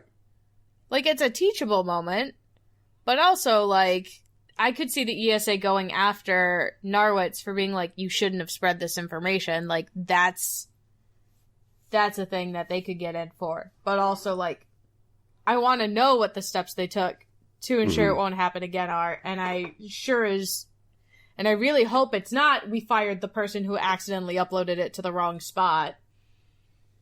But firing people feels good, Tegan, and it's something that we can quickly summarize. But it doesn't fix, like, the internal problems. You know? Right. It doesn't fix whatever it was that made that system so confusing that someone uploaded a thing to the wrong spot, is my whole thing. Right. I'll organize your stuff, ESA. I'll do it. Well, Tegan, if we're installing you as the president of the ESA, then, like, I think you're going to have bigger fish to fry. You know? Heck yeah. You can organize my stuff for me. I'm going to outsource it to 30 to 50 feral hogs. No! They'll just trample it. It'll be everywhere. And then I'll get in trouble. If the data is trampled, it can't be used. No. Trample the data. Trample the data! Release the hogs! Rocky, we got to talk about Fortnite. Rocky, aren't we going to talk about Fortnite? Sorry. Yeah, I actually do want to talk a bit about Fortnite. Well, mostly about, like, the World Cup and, like, what's happening. So, for, like, the past year, for anyone who hasn't been keeping up with it, Fortnite has been running a competitive scene, through their app. They just did, like, Friday night, competitive matches where you could queue up into them. And, later on, they made it so that you could win money by playing in them. Over time, you could build up enough points and qualify for an invitation to the Fortnite World Cup, which happened a couple weeks ago. The Fortnite World Cup made it like news headlines because Fortnite always does. But the competitors that went to Fortnite's World Cup made big money. If you qualified for the competition, if you showed up to the match, you were guaranteed a $50,000 payout just for like qualifying. What? The winner, a 16-year-old boy, actually won $3 million on his own. There was a duos competition where the duos team won $3 million as well. The creative team won significantly less. It was something like $300K, I think. But the idea that this kind of money is showing up in Fortnite in its competitive scene is pretty wild. It's not that Epic has that money because once again, they made like $7 billion last year. But the fact that their competitive scene has this much money to throw around may end up turning it into like the same phenomenon that we've seen with Dota. Specifically that Epic may have to either run every like major tournament because other people that like want to put together tournaments can't put together prize pools that rival that, and that'll severely hamper like mid-tier talent. I'm concerned about the health of like Fortnite's competitive scene and also just like what we're doing to like society as a whole, because like we literally ran a viewing of The Wizard, but in real life. What do you guys feel about it? You know, one thing I don't hear about Dota, if I'm just missing it, please tell me I'm just missing it. Sure. Is I don't hear a lot of talk about assault, harassment, and rape at Dota events. Well, there's a lot less people and significantly less women. Like with FGC, they're usually adjacent to like other conventions. So like they have a lot of like overlap in space between like, you know, cosplayer communities or like crafting tables and whatnot. And there have been more women playing in the FGC over the past couple of years. It's definitely true. But Dota is definitely a like secured toxic male space. I'm sorry, Dota is a toxic male space? Yes. Dota's a toxic space. Like, FGC is, like, definitely toxic, and it is overwhelmingly male, but that is changing, and that isn't in Dota. When a company has its own brand on the line, like, when they have that iron in the fire, which is like, gosh, you know, like, we own the Fortnite, and so, like, if Fortnite goes sideways or becomes, like, or if Fortnite events become a thing, like, that materially impacts our bottom line. So, like, I just wonder, like, is there a benefit to a publisher being the primary author of a tournament scene or the tools for a culture to connect because they have more at stake? Like, if an individual tournament organizer's tournament goes, toes up, then like that there are other tournaments.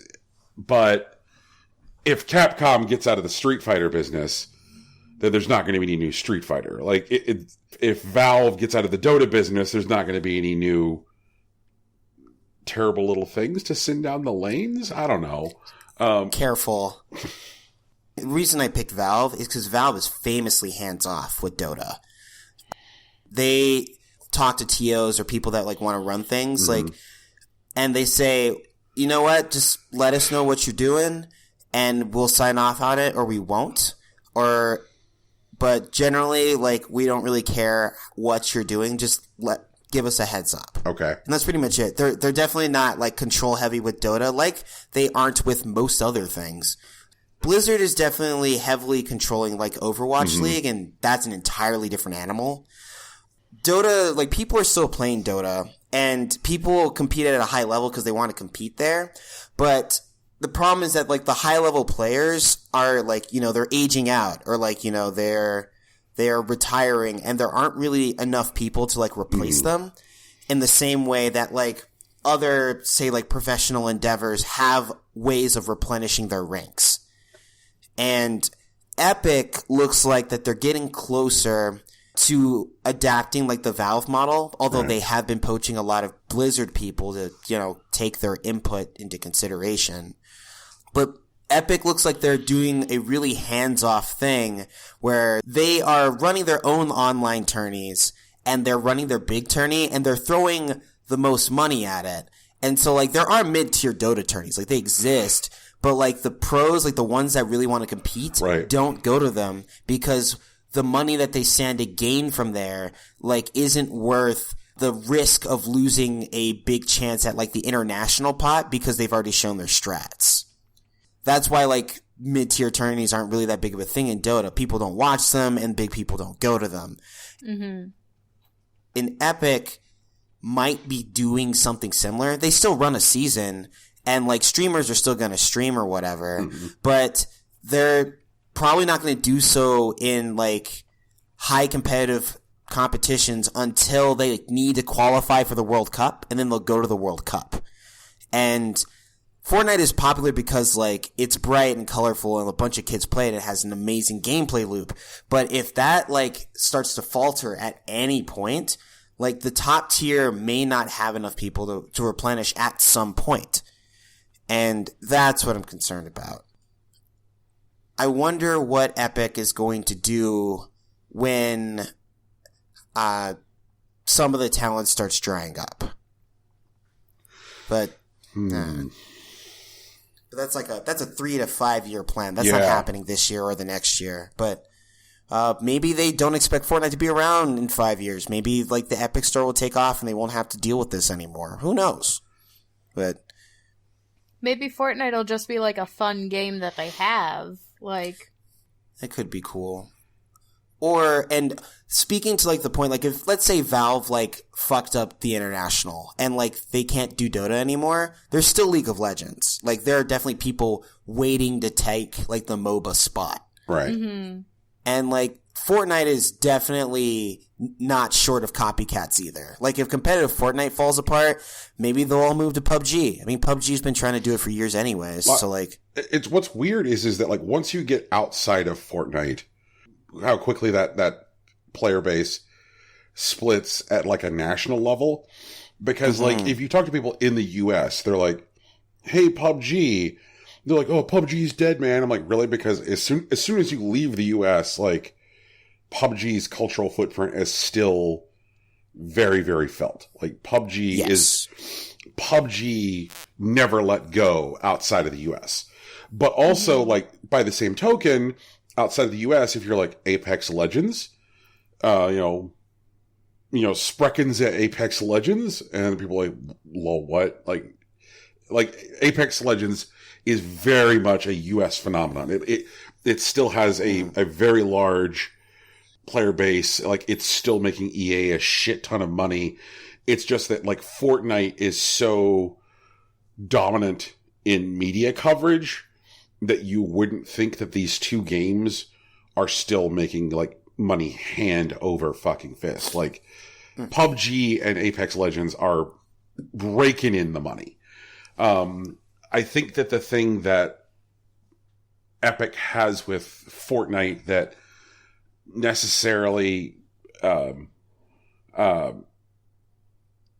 PUBG Corp and EA don't necessarily have going on with their titles respectively is there's so much money being dumped into Fortnite in order to be able to make sure that like they can pivot to whatever 12-year-olds want right now, like literally right now. If 12-year-olds all decided that what they wanted to do was like staple their fucking dicks to their stomachs, there would be a way to do that in Fortnite inside of 10 minutes. Like, I feel that. Yeah. And that's the thing. Is like, what do the kids like? Well, they all like giant fuzzy bear head hats. Well, get some giant fuzzy bear head hats in the game right goddamn now. Get our artists on that. Yeah. They're already on that because half of them are furries. Oh God! And like, what's weird is like there's some kind of like superficial awareness of it around like the dance emotes, but it's like it's so much deeper and more insidious than that. Like, it's not just the dance emotes; it's the costumes, it's the way the map changes, it's if like new gameplay trends emerge, like things will be rebalanced to like deal with the way people play. I mean, Jesus, the biggest thing about Fortnite creative mode is that Fortnite creative mode is essentially a big data mining tool for Epic to go like, well, what the fuck are people doing in creative? Like, oh, like it looks like 24% of stuff that happens in creative is like things where people just make huge carrots. Okay, well, we should just add huge carrots into the game. Like it's a data mining exercise. And right now, PUBG Corp and EA just don't have the resources to devote that much bandwidth to like data mining in that way. But yeah. So I don't know what like like a professional Fortnite scene looks like outside of like strong Epic control, because Fortnite is such a unique case. Like there's really there's nothing like the way it touches the zeitgeist. And I know that sounds hyperbolic, but like not. I know what you're saying. Yeah, like it is. We have joked about that game for endlessly on this show, but it is. Jesus, it is a. Fuck it. Why aren't we? How do we get that Fortnite money? How do we get it? We ask Epic. Well, first, actually, Epic's like battle plan hasn't changed at all. Watch what people are already doing. Get as many people to make that as possible with the stuff that we already have. Put it on the internet. Add microtransactions. Yeah. Run it back. Yeah. And they do it now, like it's all in-house now, like with creative mode or whatever. But like they were definitely just watching the trends, throwing people at it, putting it on the internet for free so they could get the most people on it, and then adding little like neat stuff for people could pay, like that people could be nickeled and dimed on forever. I was talking to like a coworker this week, and she has 2 kids, and she's paying $40 a week for V-Bucks on both of them. What? I know, it's bananas. She's I don't know giving what this. them $40 a week? Jesus. Yeah. What the fuck? Big wild. I don't know, but like that's what's going on. Like, because parents, they just want their 12-year-old to be like happy and like occupied sometimes. Yeah, and well, so, you like, chill for like 10 minutes, please. Oh man, and like they make sure that the game like remains like nearly endlessly amusing. Like the shooting is fun, but like even if like you're in a game and you don't really want to shoot anyone, you can go play some golf or go drive a ATV and do flips or whatever. Or like you can watch a giant robot fight a Leviathan, because that's a real thing that fucking happened in this game. Like it's truly wild. And like they know it's wild and they just want to keep it that way. And if you want to focus on the shooting, get good at that, you can do that. And if you don't want to, there's a billion other things you could be doing. Man. Whew. Well. Remember when Fortnite first came out and it didn't have a Battle Royale mode and it like Oh yeah. tanked all to hell? Well, like, in Save the World, I love, like, the moment when, like, Save the World players, like, realized that they were, like, second-class citizens and they weren't about it, but, like, they no longer had the clout. They couldn't do it. Yeah. Rip them, I guess. I know Save the World's still around. People still play it, but, like, come on. God, I mean, you want to talk people realizing that they come second to Fortnite Battle Royale players. Fortnite Save the World players ain't got nothing on people who played Paragon. Those fools. Oh, God, yeah. Everybody remember Epic's MOBA? Because they did. Like, this is just, like, the one thing that's stuck. Like, they've been doing this forever. Like, people like MOBAs, huh? Let's make a MOBA. Whatever. And then, like, Paragon had, like, a very small but vocal fan base that were like, yeah, we like Paragon. And then Epic was like, you know what? But you guys aren't buying fucking dances. Buy a dance, bitch. It's like, what, Then you guys aren't we'll buying... talk. They canceled everything. Shut down the servers. Like, oh, God. Every after they shut down Paragon, everybody who was on Paragon just got transferred to Fortnite. Man, So we're a Fortnite company now. That's what we do. you know, I kind of want to like pause here because like just talking a little bit about like the culture and the business and the philosophies of Epic, where like it seems to be that like if we were to look for two key, like if we were to play word association with Epic, like the three words that would come to mind first for Brian would be ruthless, steel, and crunch. They're definitely like bandit assassins, right? That like don't care for their work force. Holy shit! But like, there was a series of documentaries that came out over the last 2 weeks from NoClip on IO Interactive and Hitman, and one of the things that got covered in these series of videos that like, you know, gave me pause was just like how much latitude they give their designers to come up with new ideas and how much time each individual person who's designing a level gets to like go away and come up with their own plans and philosophies for the level that they're designing, because each level is supposed to be a self-contained experience. And then doing all of that, and this is something I didn't know, in a studio that doesn't crunch. Like hearing IO be like, yeah, you know, it's something I had to get used to when I came here, that like, we just don't do that. Like, there's people here who work 7 hours a day and then just go home to their family. And I'm like, oh wow. Like this wildly innovative series that constantly reinvents itself and has all of these amazing high points for like design, philosophy, innovation. And you're working like fucking 35 hours a week, and you just established a second studio with your Hitman money. You know what they're doing with that second studio? Nothing Hitman related. They're working on a brand new IP. They're like, yeah, we're working on a new game with something we've never done before. Like, good for you guys. Like, if this was fucking Epic, you'd have 47 out there, like, doing the gin and juice dance and just, God damn it. Fucking, I quit. I quit.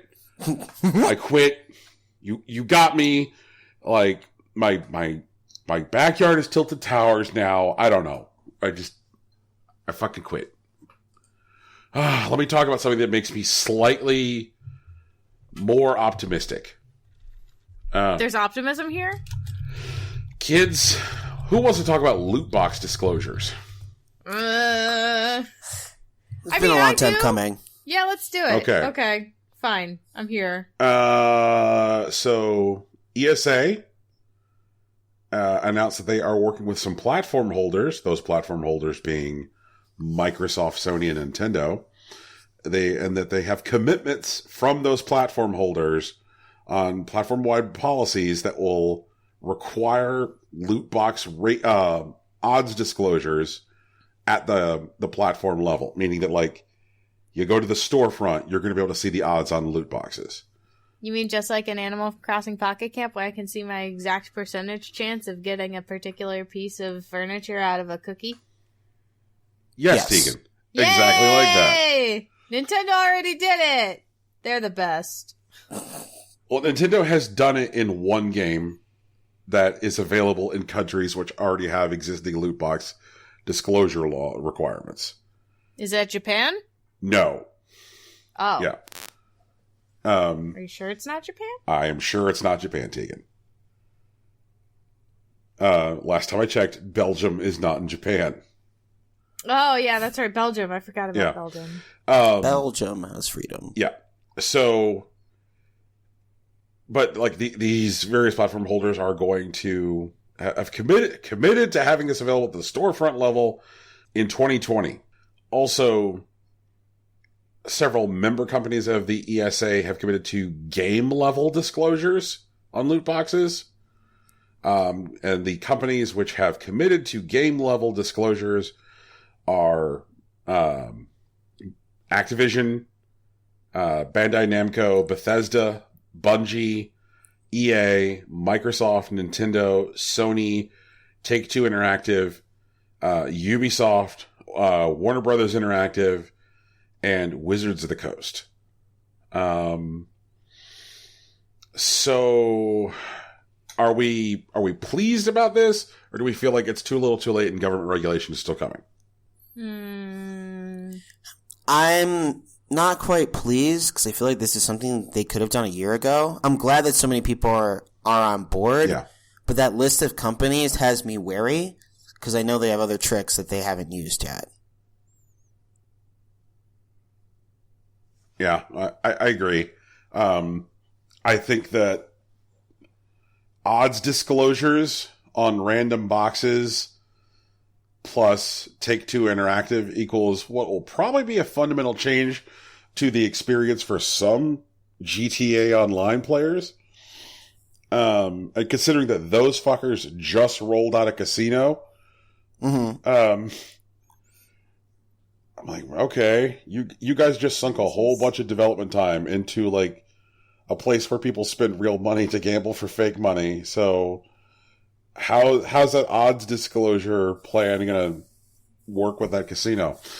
Yeah, like honestly, like if this gets the ball rolling, if there are companies that are able to, I guess, and this is Brian being optimistic, if there are companies who are able to create a market advantage for themselves by essentially just being more trustworthy, like if somebody's like, oh, okay, well, we're like our disclosures are cut and dry, easy to read, not hidden, no like small tiny text, like you know how like when you see like a TV ad for like fucking dick pills and like the bottom half of the screen is like text which is like 4-point, and you're like, man, all that stuff that says you grow horns and wings and die, like I want to grow horns and wings and die? Damn. Well, that sounds cool. Well, Tegan, take dick pills. All right, I will. Oh, God. If people execute disclosures without using dick pill size text, they're probably going to earn a reputation as being more trustworthy. And I wonder if there's any way that is still a market differentiator. Like, will like people look at it and go, this company is behaving in a way which is more transparent. I can trust it more. And while it may not make necessarily a difference to individual consumers buying for themselves, I could see it definitely being a difference to parents who are looking for companies that they believe to be more trustworthy. Like, that's already a difference maker for Nintendo. Like, there are lots of parents who lean on Nintendo because they're like, oh, well, Nintendo's more trustworthy. So if there's behavior that companies can adopt to be a market differentiator in that way, like, I think it may impact at least some like gift giving behavior. I believe that. Also, I do want to remind you that we are in August now, and one of the things that's happening this month is that the FCC is holding their like quorum workshop on loot that boxes. fucking thing. Yeah. Yep. That's happening this month. I think like in a week or so. I want to say it's like the 21st. And so this move feels really calculated in that context. You're right.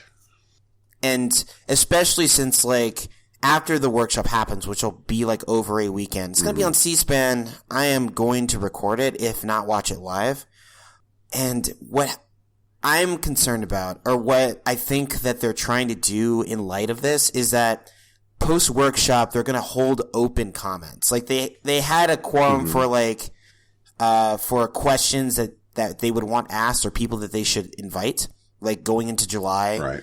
And, that finished, I think going into June. I think it was like June 20th or something. And, they're going to hold the quorum, and then they're going to have public comments available like through, I want to say, late September, early October. Mm-hmm.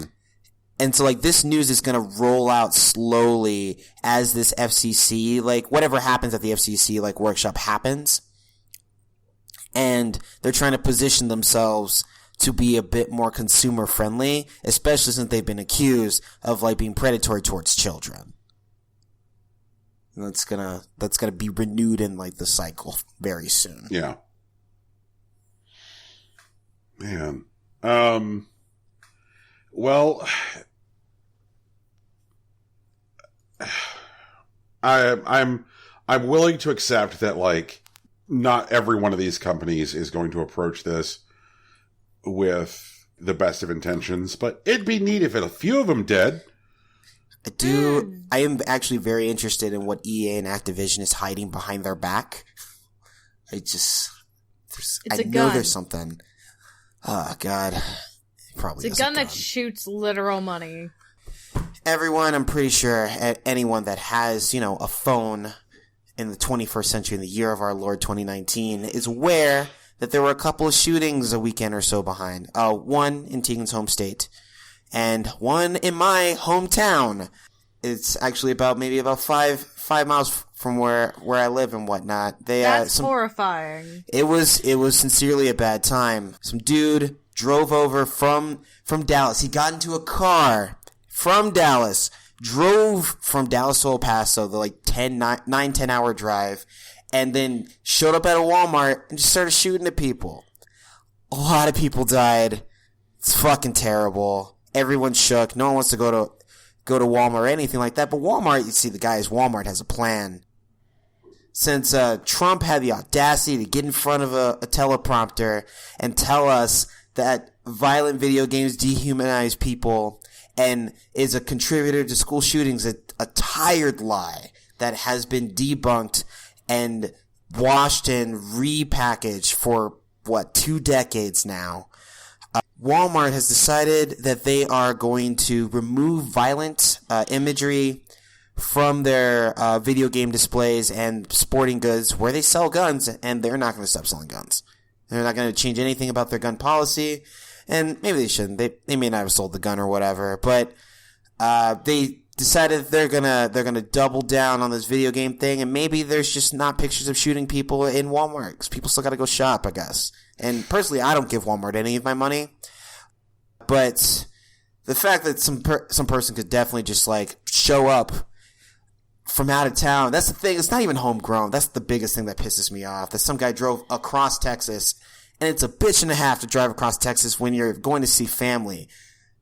And then he decides to shoot up a Walmart, and Walmart's like, hey, you know what? We're going to take down some pictures, and hopefully that's okay. Are we cool? You guys still want to buy some video games?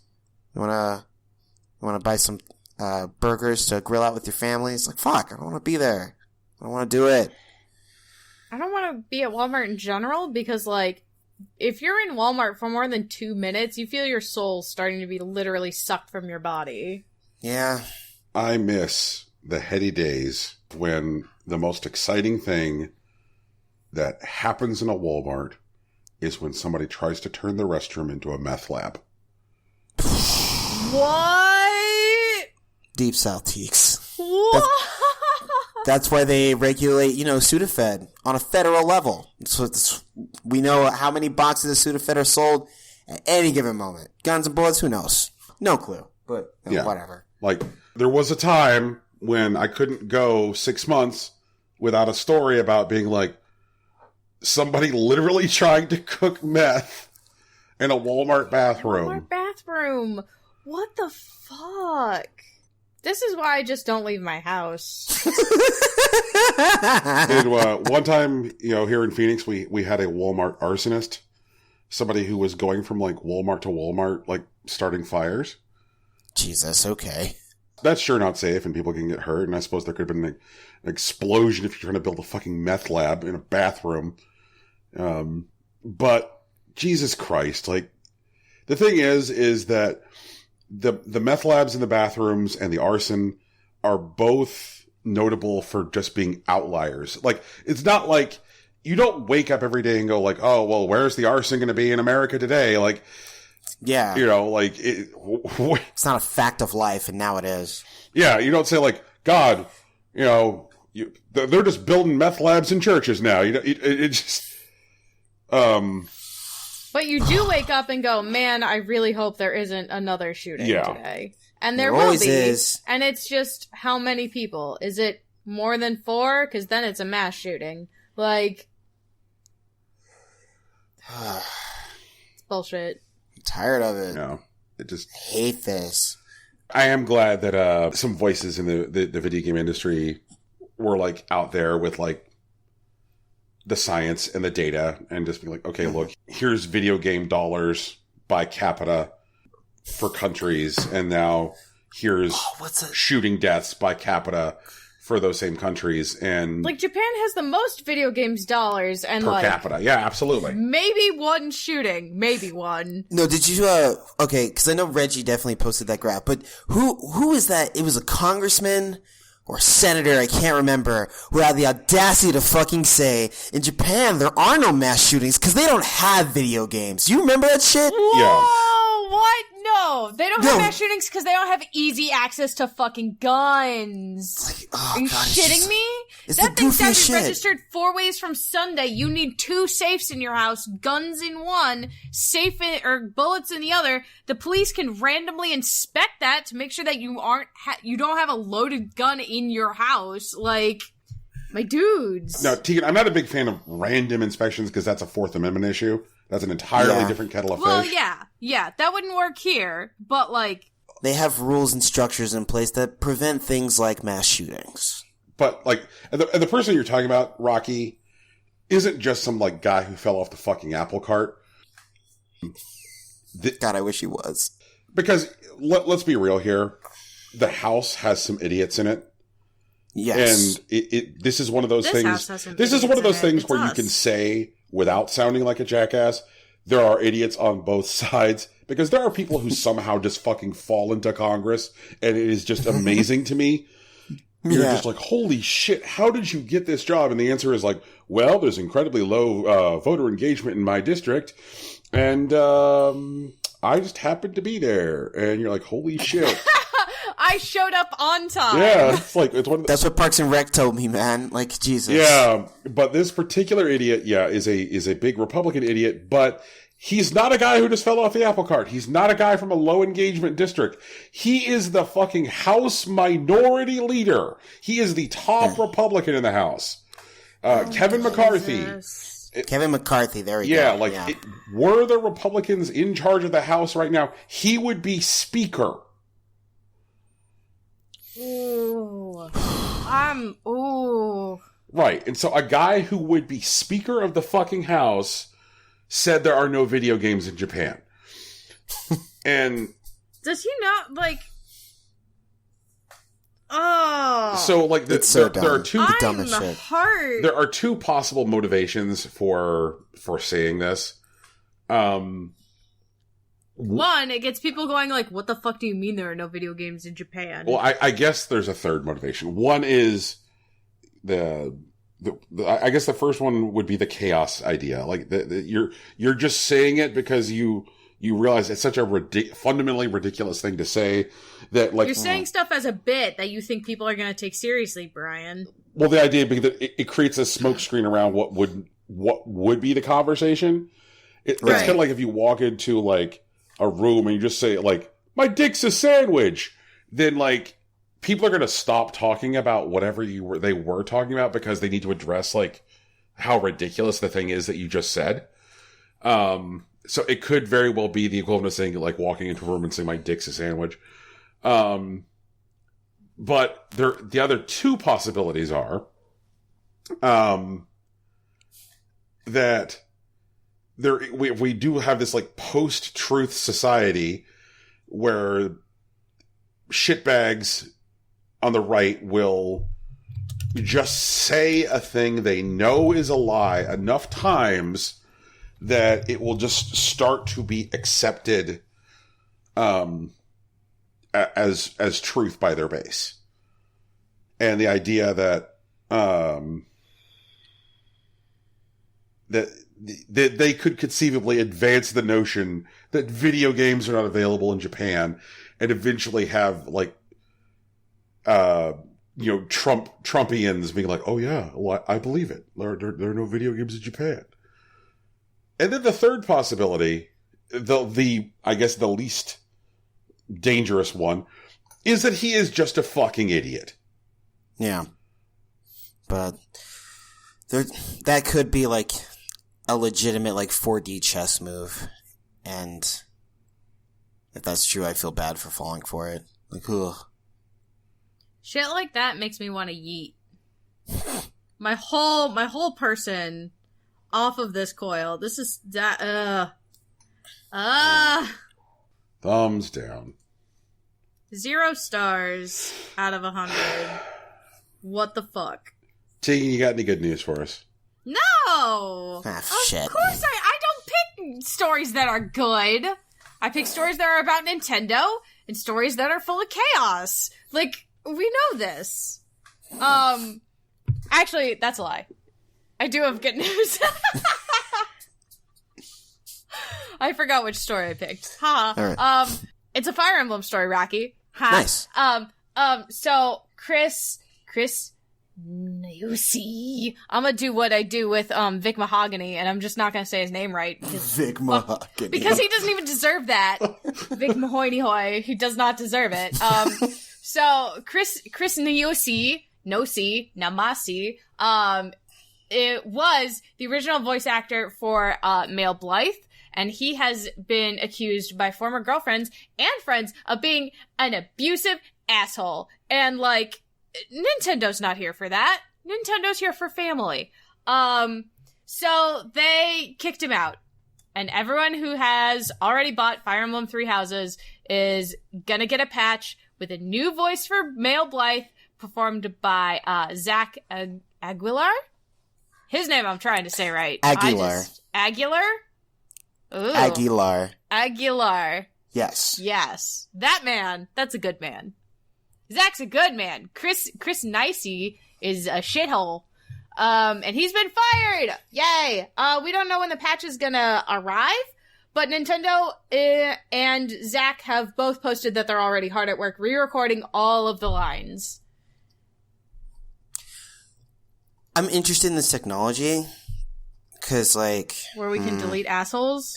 Well, like, specifically, like, that you can essentially delete contributions to a game post-patch. Like, I'm glad that this is being used for good, definitely. Yeah. But, like, I'm thinking of, like, situations where, let's say, a royalty negotiation goes badly, and then they just, like, patch an already online game so that their voice is just no longer a part of it. So they don't get the royalties. Oh, God. I'm gonna get this wrong. I already know. Okay. But I think maybe it's Xseed, has been known to remove people's names from the credits of stuff when they no longer work for the company. They also do that at Rockstar, I think. Yeah, which is kind of bullshit. And like, that's using that tech for bad, but, like, kicking out an abusive asshole, like, that's using that tech for good. Oh, yeah. Like, fuck, what's his name? Something Nietzsche?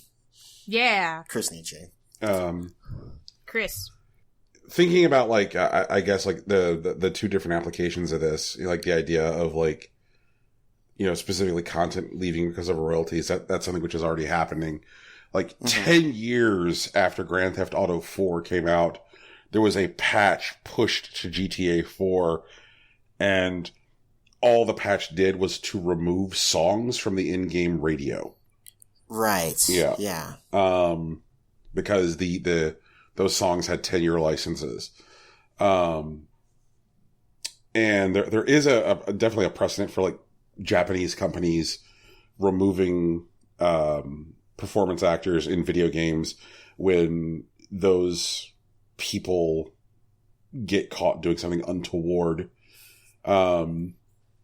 That spin-off of the Yakuza series, Judgment. Mm-hmm. A guy who was an actor in the game, Kyohei Hamura? Yeah. That's right. Yeah. I think it's Hamura. He got busted for cocaine possession. Right. And so Sega patched him out. Don't do drugs. Yeah. He's that same guy also provided the voice of Olaf in the Japanese dub of Frozen, and Disney pulled all the like DVDs and Blu-rays of Frozen off of shelves in Japan until they could replace the voice of Olaf. So like it's definitely like a big like Japanese cultural thing that if it's possible to replace an offending actor to do so.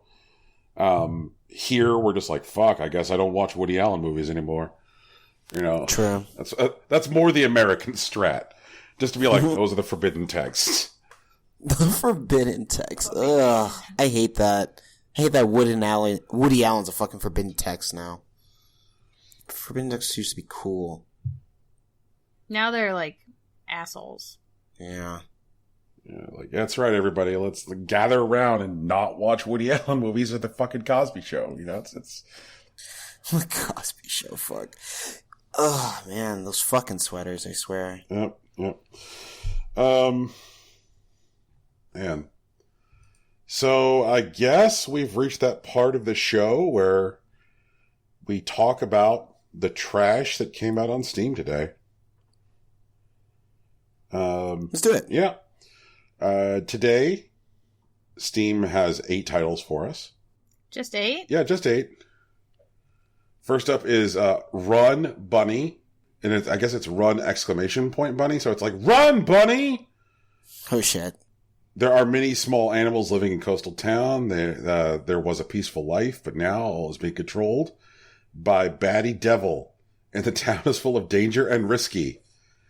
You are a bunny name of Mr. Tiny Green. Come out to find some carrots to eat and found the devil. Decide to do something about it, too.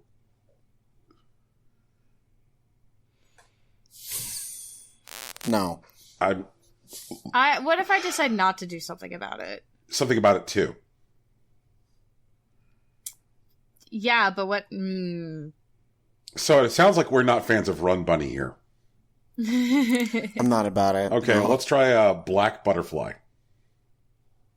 Oh, okay. In a sinful city, a mysterious assassination organization was born. Whether this organization is just or evil, adventure is waiting for you. Oh my god. It is in early access. Sure. It is $4.24. Damn, they're trying to seduce me with palindromes? Yes, that is the strat. It looks like a platformer. With kind of like a Ninja Gaiden feel. Is it a girl assassin? It is. It is. Next up is Graphy 3. Casual, colorful, minimalist physical puzzle with traps and changing gravity. It's a physics puzzler. Okay. It is $1.19. Physics puzzlers aren't bad. My guess is at that price, Tegan, what Graphy 3 actually is an asset flip for a physics pack. Yeah. Okay. Less fun. Yeah. Next up is Death Angel. This is a 2-hour horror decryption game. There is a rumor in the city about the dead angel. Appears to be... Are angels dead? Well, this one is...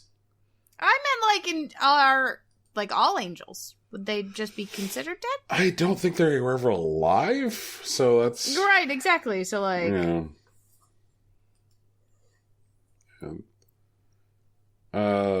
Next up is Decisions. This game is a choose-your-own-adventure type of game where you are put in the way of obstacles and have to stay alive. What? You are put in the way of obstacles. You are the one in the way. Yeah. Disclaimer. I have been very hard at work on this game, but I'm currently having issues releasing on Steam. However, it should pop up sometime between tomorrow and Monday. Sorry for this inconvenience, everyone. Meanwhile, curator keys will be released very soon.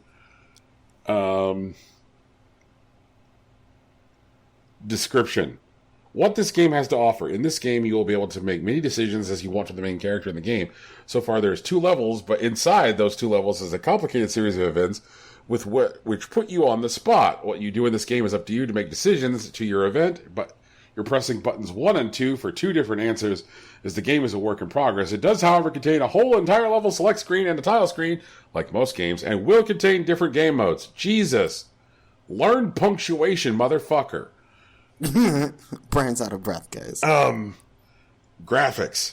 Now to the graphics of the game. The graphics may be a little on the clip art side, but I have tried my best to make the game as enjoyable as possible. This is also alpha version of the game, so multiple things will change. What the fuck? What does that mean? Hey, OP, what does that mean?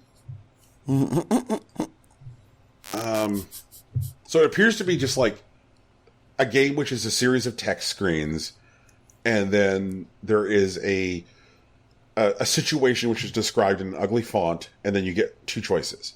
Example in this screenshot. Alex charges at the window and crashes in, cutting himself in the process, and falls into a small shrub.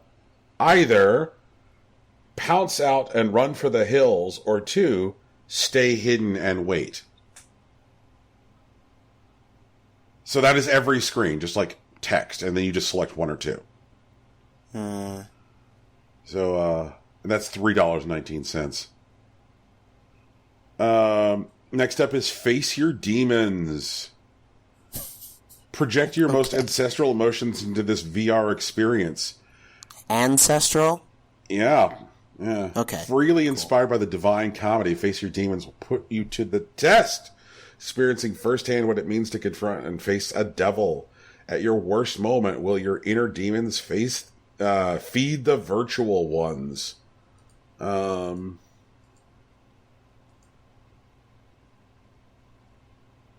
This experience is not recommended for children or those who are easily impressionable or suffer from epilepsy, as it contains scary scenes and intermittent lights. Yep. Shards of Azaria is an isometric craft and build RPG adventure. By waking up, create a character in a new world, then start your adventure by waking up in town. You are greeted by the locals of Azaria and find your way around.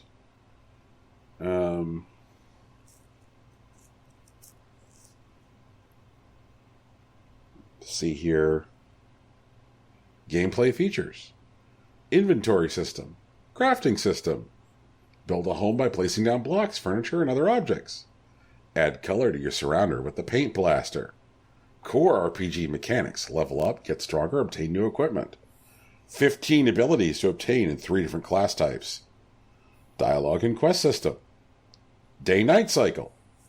Explore large generated woodland cave dungeon areas. Custom designed town and boss areas. Fight a variety of creatures.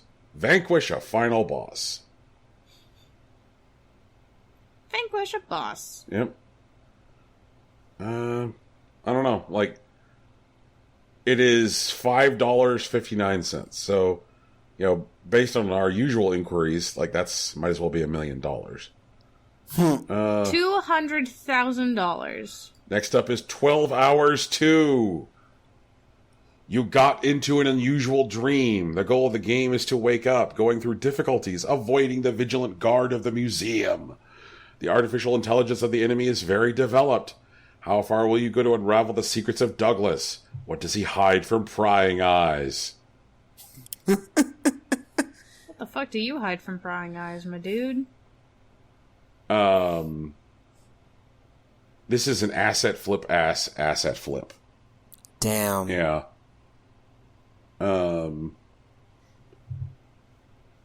Yeah. What is available in this early... It is in early access. What is available in this early version of the game? Large, randomly generated level. Very developed intelligence of the enemy. A small storyline. A terrible, but sometimes funny atmosphere. A set of randomly generated museum rooms with exhibits. A set of achievements. The ability to complete the game in stealth mode. And then last up is Adam, Lost Memories. A psychological horror puzzle game based on my personal experiences with child abuse. Jesus! That's intense. Ooh, okay. And also apparently their personal experiences with asset flipping. Well, Maybe it tells a personal story. yeah. Which, let's see here. And fear in real life is not from zombies that want to eat your brain, or the ghost that came back from the afterlife to open your fridge while you slept. True fear is when you cry in the corner of your small room for some food and water. True fear is when you are constantly shamed, terrorized, and humiliated for years. True fear is when you can't see the end of it. This game builds upon unforgettable and unique atmosphere from the beginning. This is not a walking simulator, and this game does not rely on jump scares. You play as a mentally ill person who suffers from panic disorders.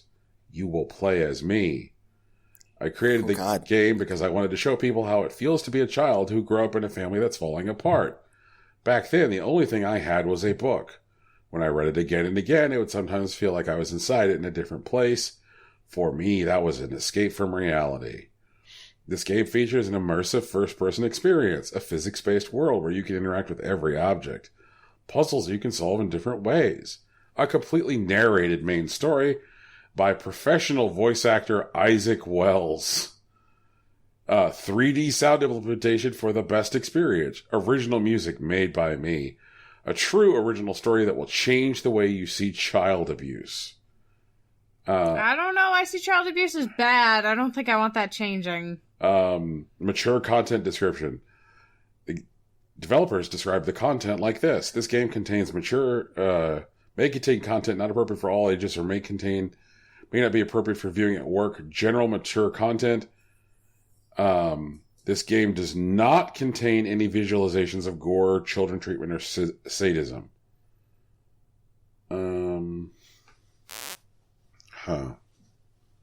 So that is what came out on Steam today. Kind of a downer at the end. Yeah. But maybe this will help because we got mail this week. Oh, neat. Yes.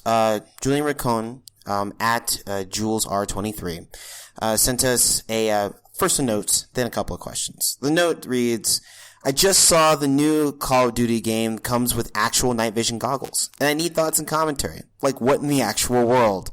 Thank you. And then, how many Kyles will you think will be storming GameStops with their Monster Energy trying to get their hands on this?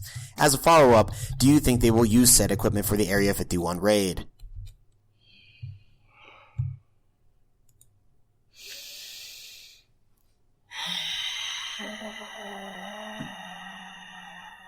Tegan, just go. Just give us everything.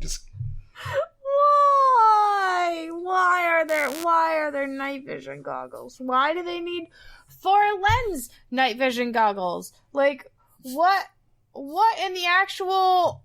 Why are they functional? Why do they have a day mode and a long range mode? Like, who the fuck thinks this is a good idea? Like my dudes. We just had another mass shooting, and you're like, yeah, buy our war game, free night vision goggles. Look into the camera like I'm at the office, but I'm also screaming and in hell.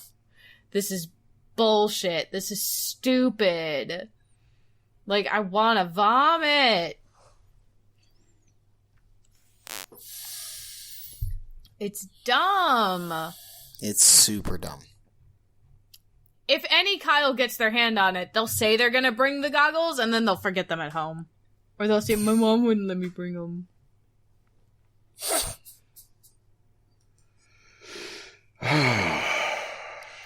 Brian, do you have words?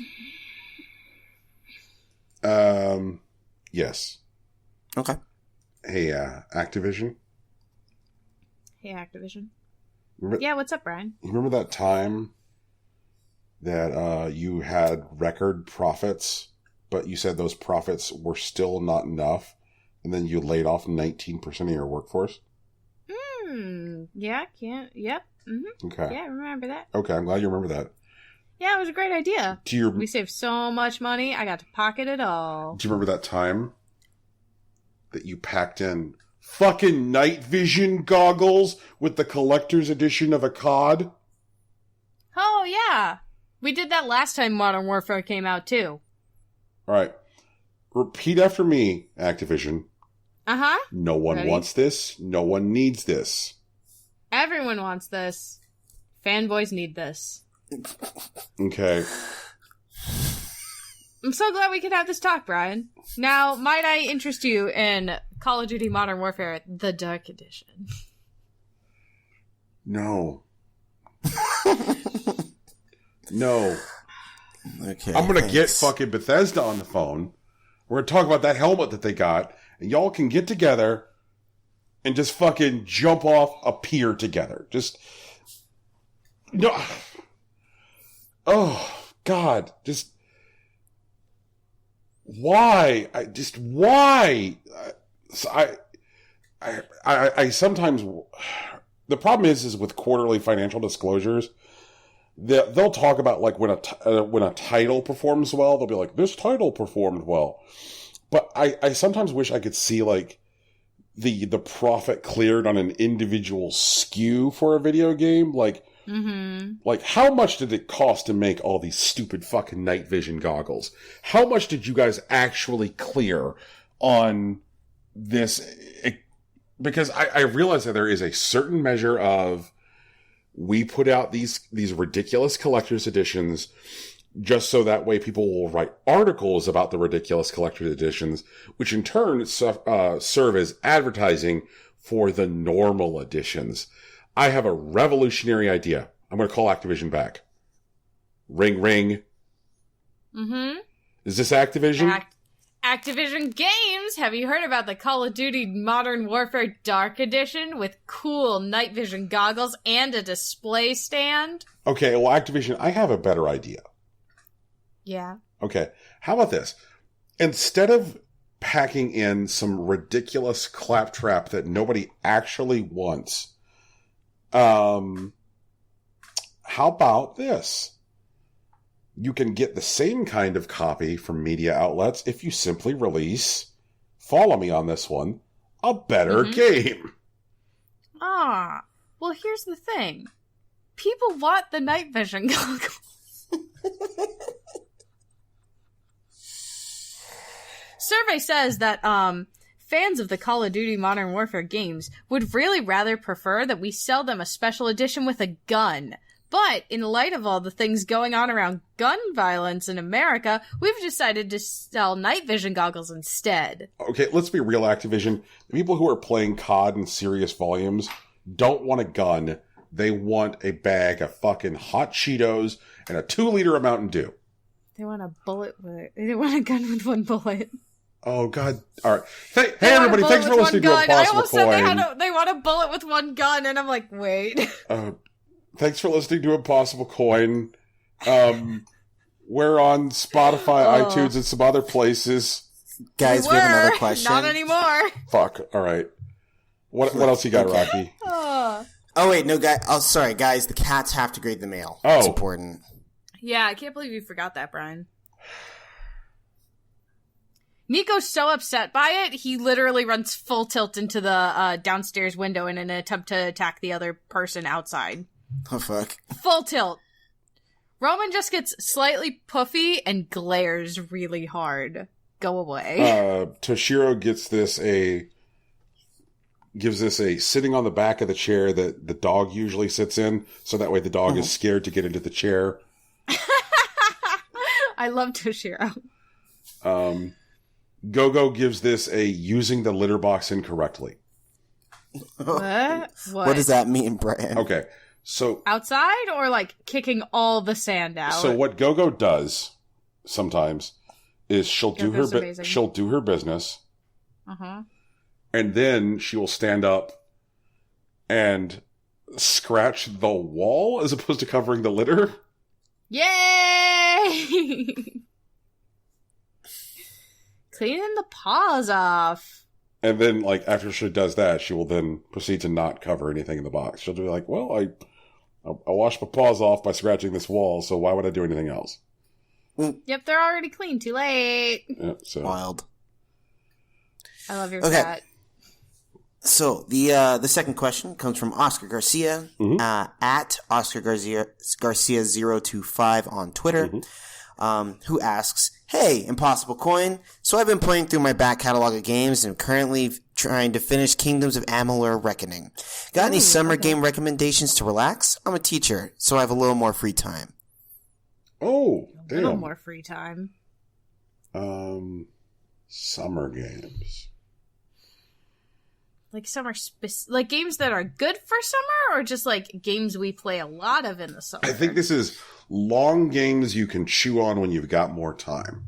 And older games, because he also mentioned like backlog, and like and Amalur was like a 360 game, which is now backwards compatible finally on Xbox One. Yeah, because there's gonna be a sequel. Remember that? Do you remember that? I didn't remember that. There's gonna be a sequel to Kingdoms of Amalur. The new owners of the IP are doing something with it? Yeah. Wild. Apparently. We have a friend who's very excited about it. If you've never played Morrowind, Don't do it. Morrowind's a good game. It's better than Skyrim. Yeah, like Morrowind, like whenever like people talk about Skyrim, it's funny because like I hear the language, like how effusive and how gushy someone is about Skyrim often will tell me whether or not they've played Morrowind. Because like Skyrim is like the quintessential a mile wide and an inch deep. Yeah. And like Morrowind is this like incredibly bespoke.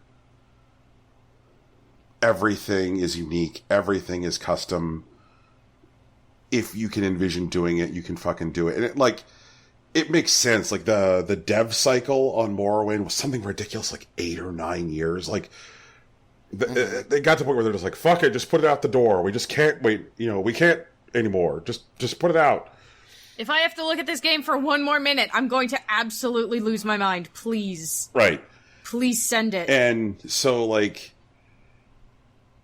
And it Morrowind is also, like, I think the last one of the Bethesda Game Studios releases where I feel like they just did not give a fuck about something being necessarily accessible on a mass market level.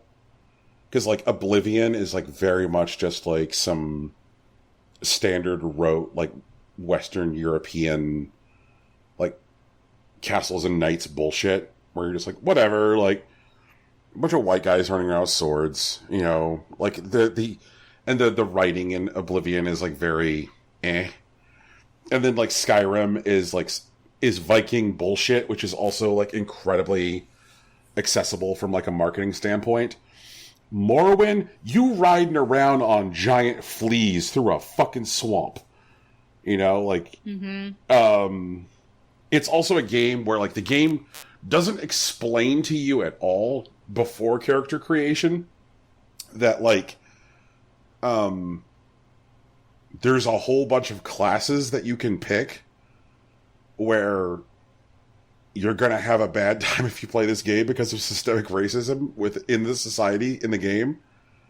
Or you're just like, yep, you picked this race. People just hate you now. There's whole quests you can't do. Oh yeah, you're just going to get arrested now if you go to, like, Vivek. You fool, you absolute buffoon. Yeah, and, like, there's... Also, the game doesn't feature any, like, auto-leveling of the entire map.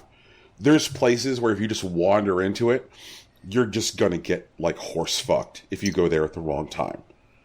And so, like, but it also doesn't, like, hold your hand any kind of way, really. Like, Morrowind is an interesting place to, like, make mistakes and fuck off, and it's a good way to kill about 250 hours.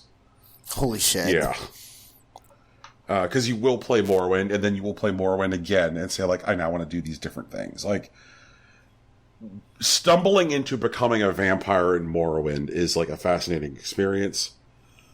And, like, you're like, oh god, like, I'm a vampire now. I can drink blood to heal. I will also instantly die if exposed to the sun. And nobody will talk to me anymore. Oh god.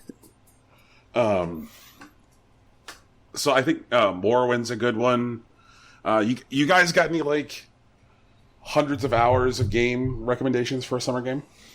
Ooh, I don't know, hundreds of hours, but depending on, like... I don't know about hundreds of hours, says man who's played Stardew Valley. Yeah, there's that. Like, you could definitely lose your entire life playing Stardew Valley, right. And it's on everything now. It's on phones now, which is, like, crazy. Wait, I can play it on my phone? I could be playing that instead of Animal Crossing Pocket Camp during recordings. What a time to be alive, Teagues. There's also, I don't know if you have a Switch, but there's a couple of things that have come out. I had a really good summer with Octopath Traveler. Golf Story is something that I'd suggest. And, like, it's a great, like, kickback summer game. It's like 25, 30 hours altogether. But it's a lot of fun. They use their mechanics in interesting ways. It's a very good play experience. I'd also suggest, like, if you want to, like, look for an RPG time sink, engaging with the Dragon Age series. Like, those are really old, and I don't know if that's actually something you've already been through, but Dragon Age 1 and 2 are both solid games. Origins is probably still one of the best RPGs I've ever played. Inquisition is really fun, and there's a lot of great character work in it. Summer games. If I just want to sit down, I don't know, kick it with some characters. The Outer Wilds is... Wait, am I thinking the Outer Wilds or Outer Worlds? Not the Obsidian one, the other one. Outer Wilds. Yes, okay. So the Outer Wilds recently came out. And it's a time loop game because, 2019 is about time loops now. And because we're in the worst timeline and we're trying to get out of it. And that's actually what the Outer Worlds is about. Like, the whole world's just going to blow up in 20 minutes.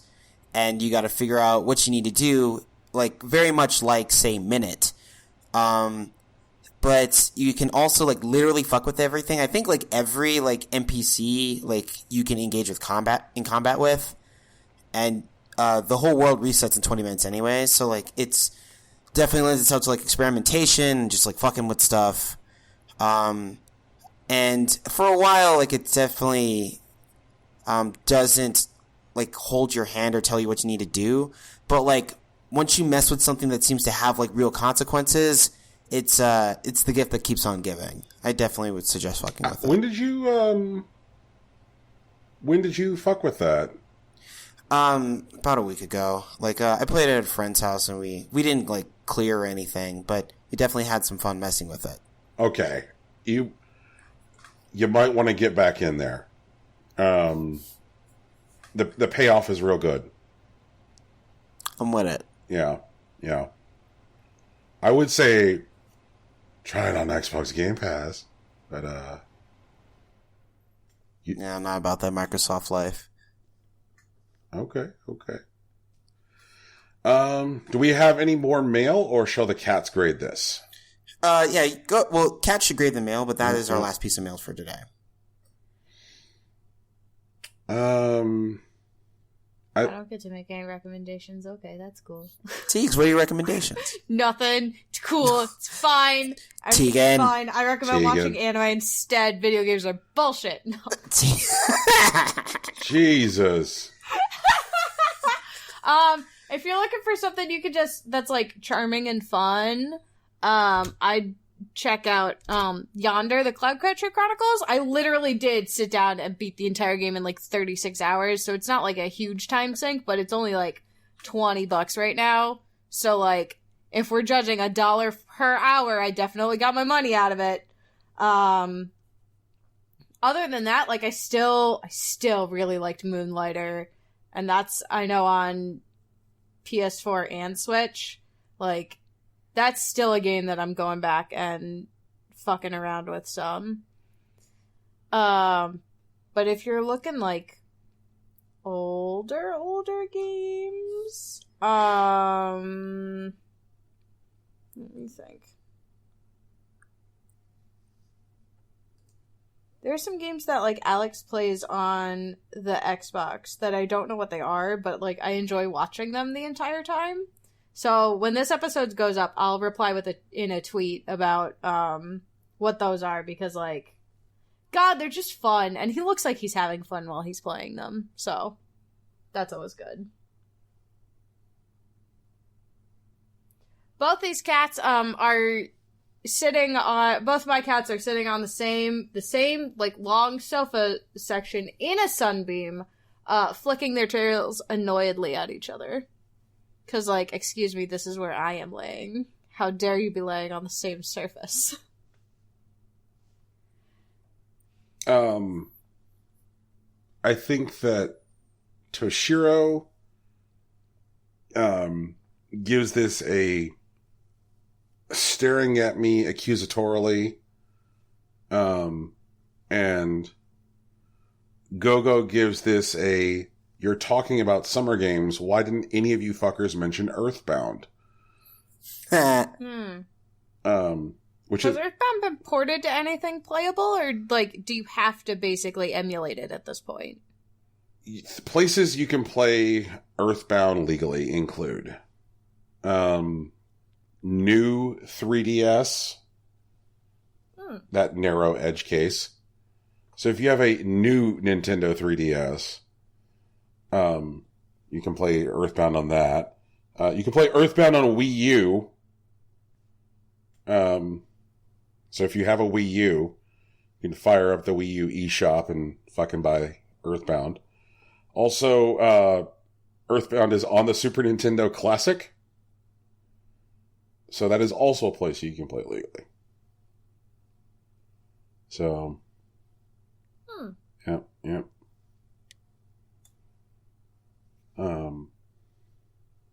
I think that of the 3 ways to play it, at this point, I would probably just recommend buying a Super Nintendo Classic, because it also has some great games on it that you could use to while away a summer.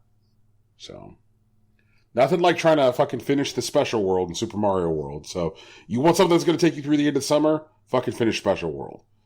There you go. This shit is relentless.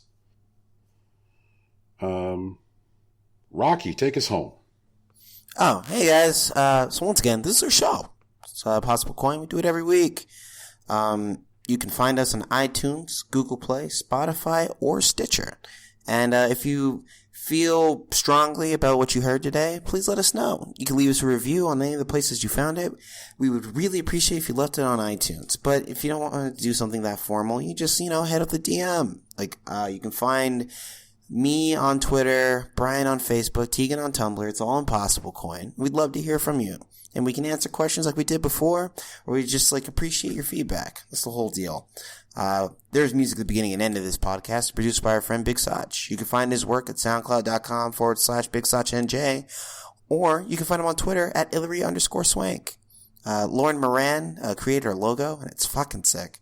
And you can find her on Twitter at Lauren Moran. Or you could throw a couple bucks at her Patreon because God knows she deserves it. But that's us. That's our show. All right.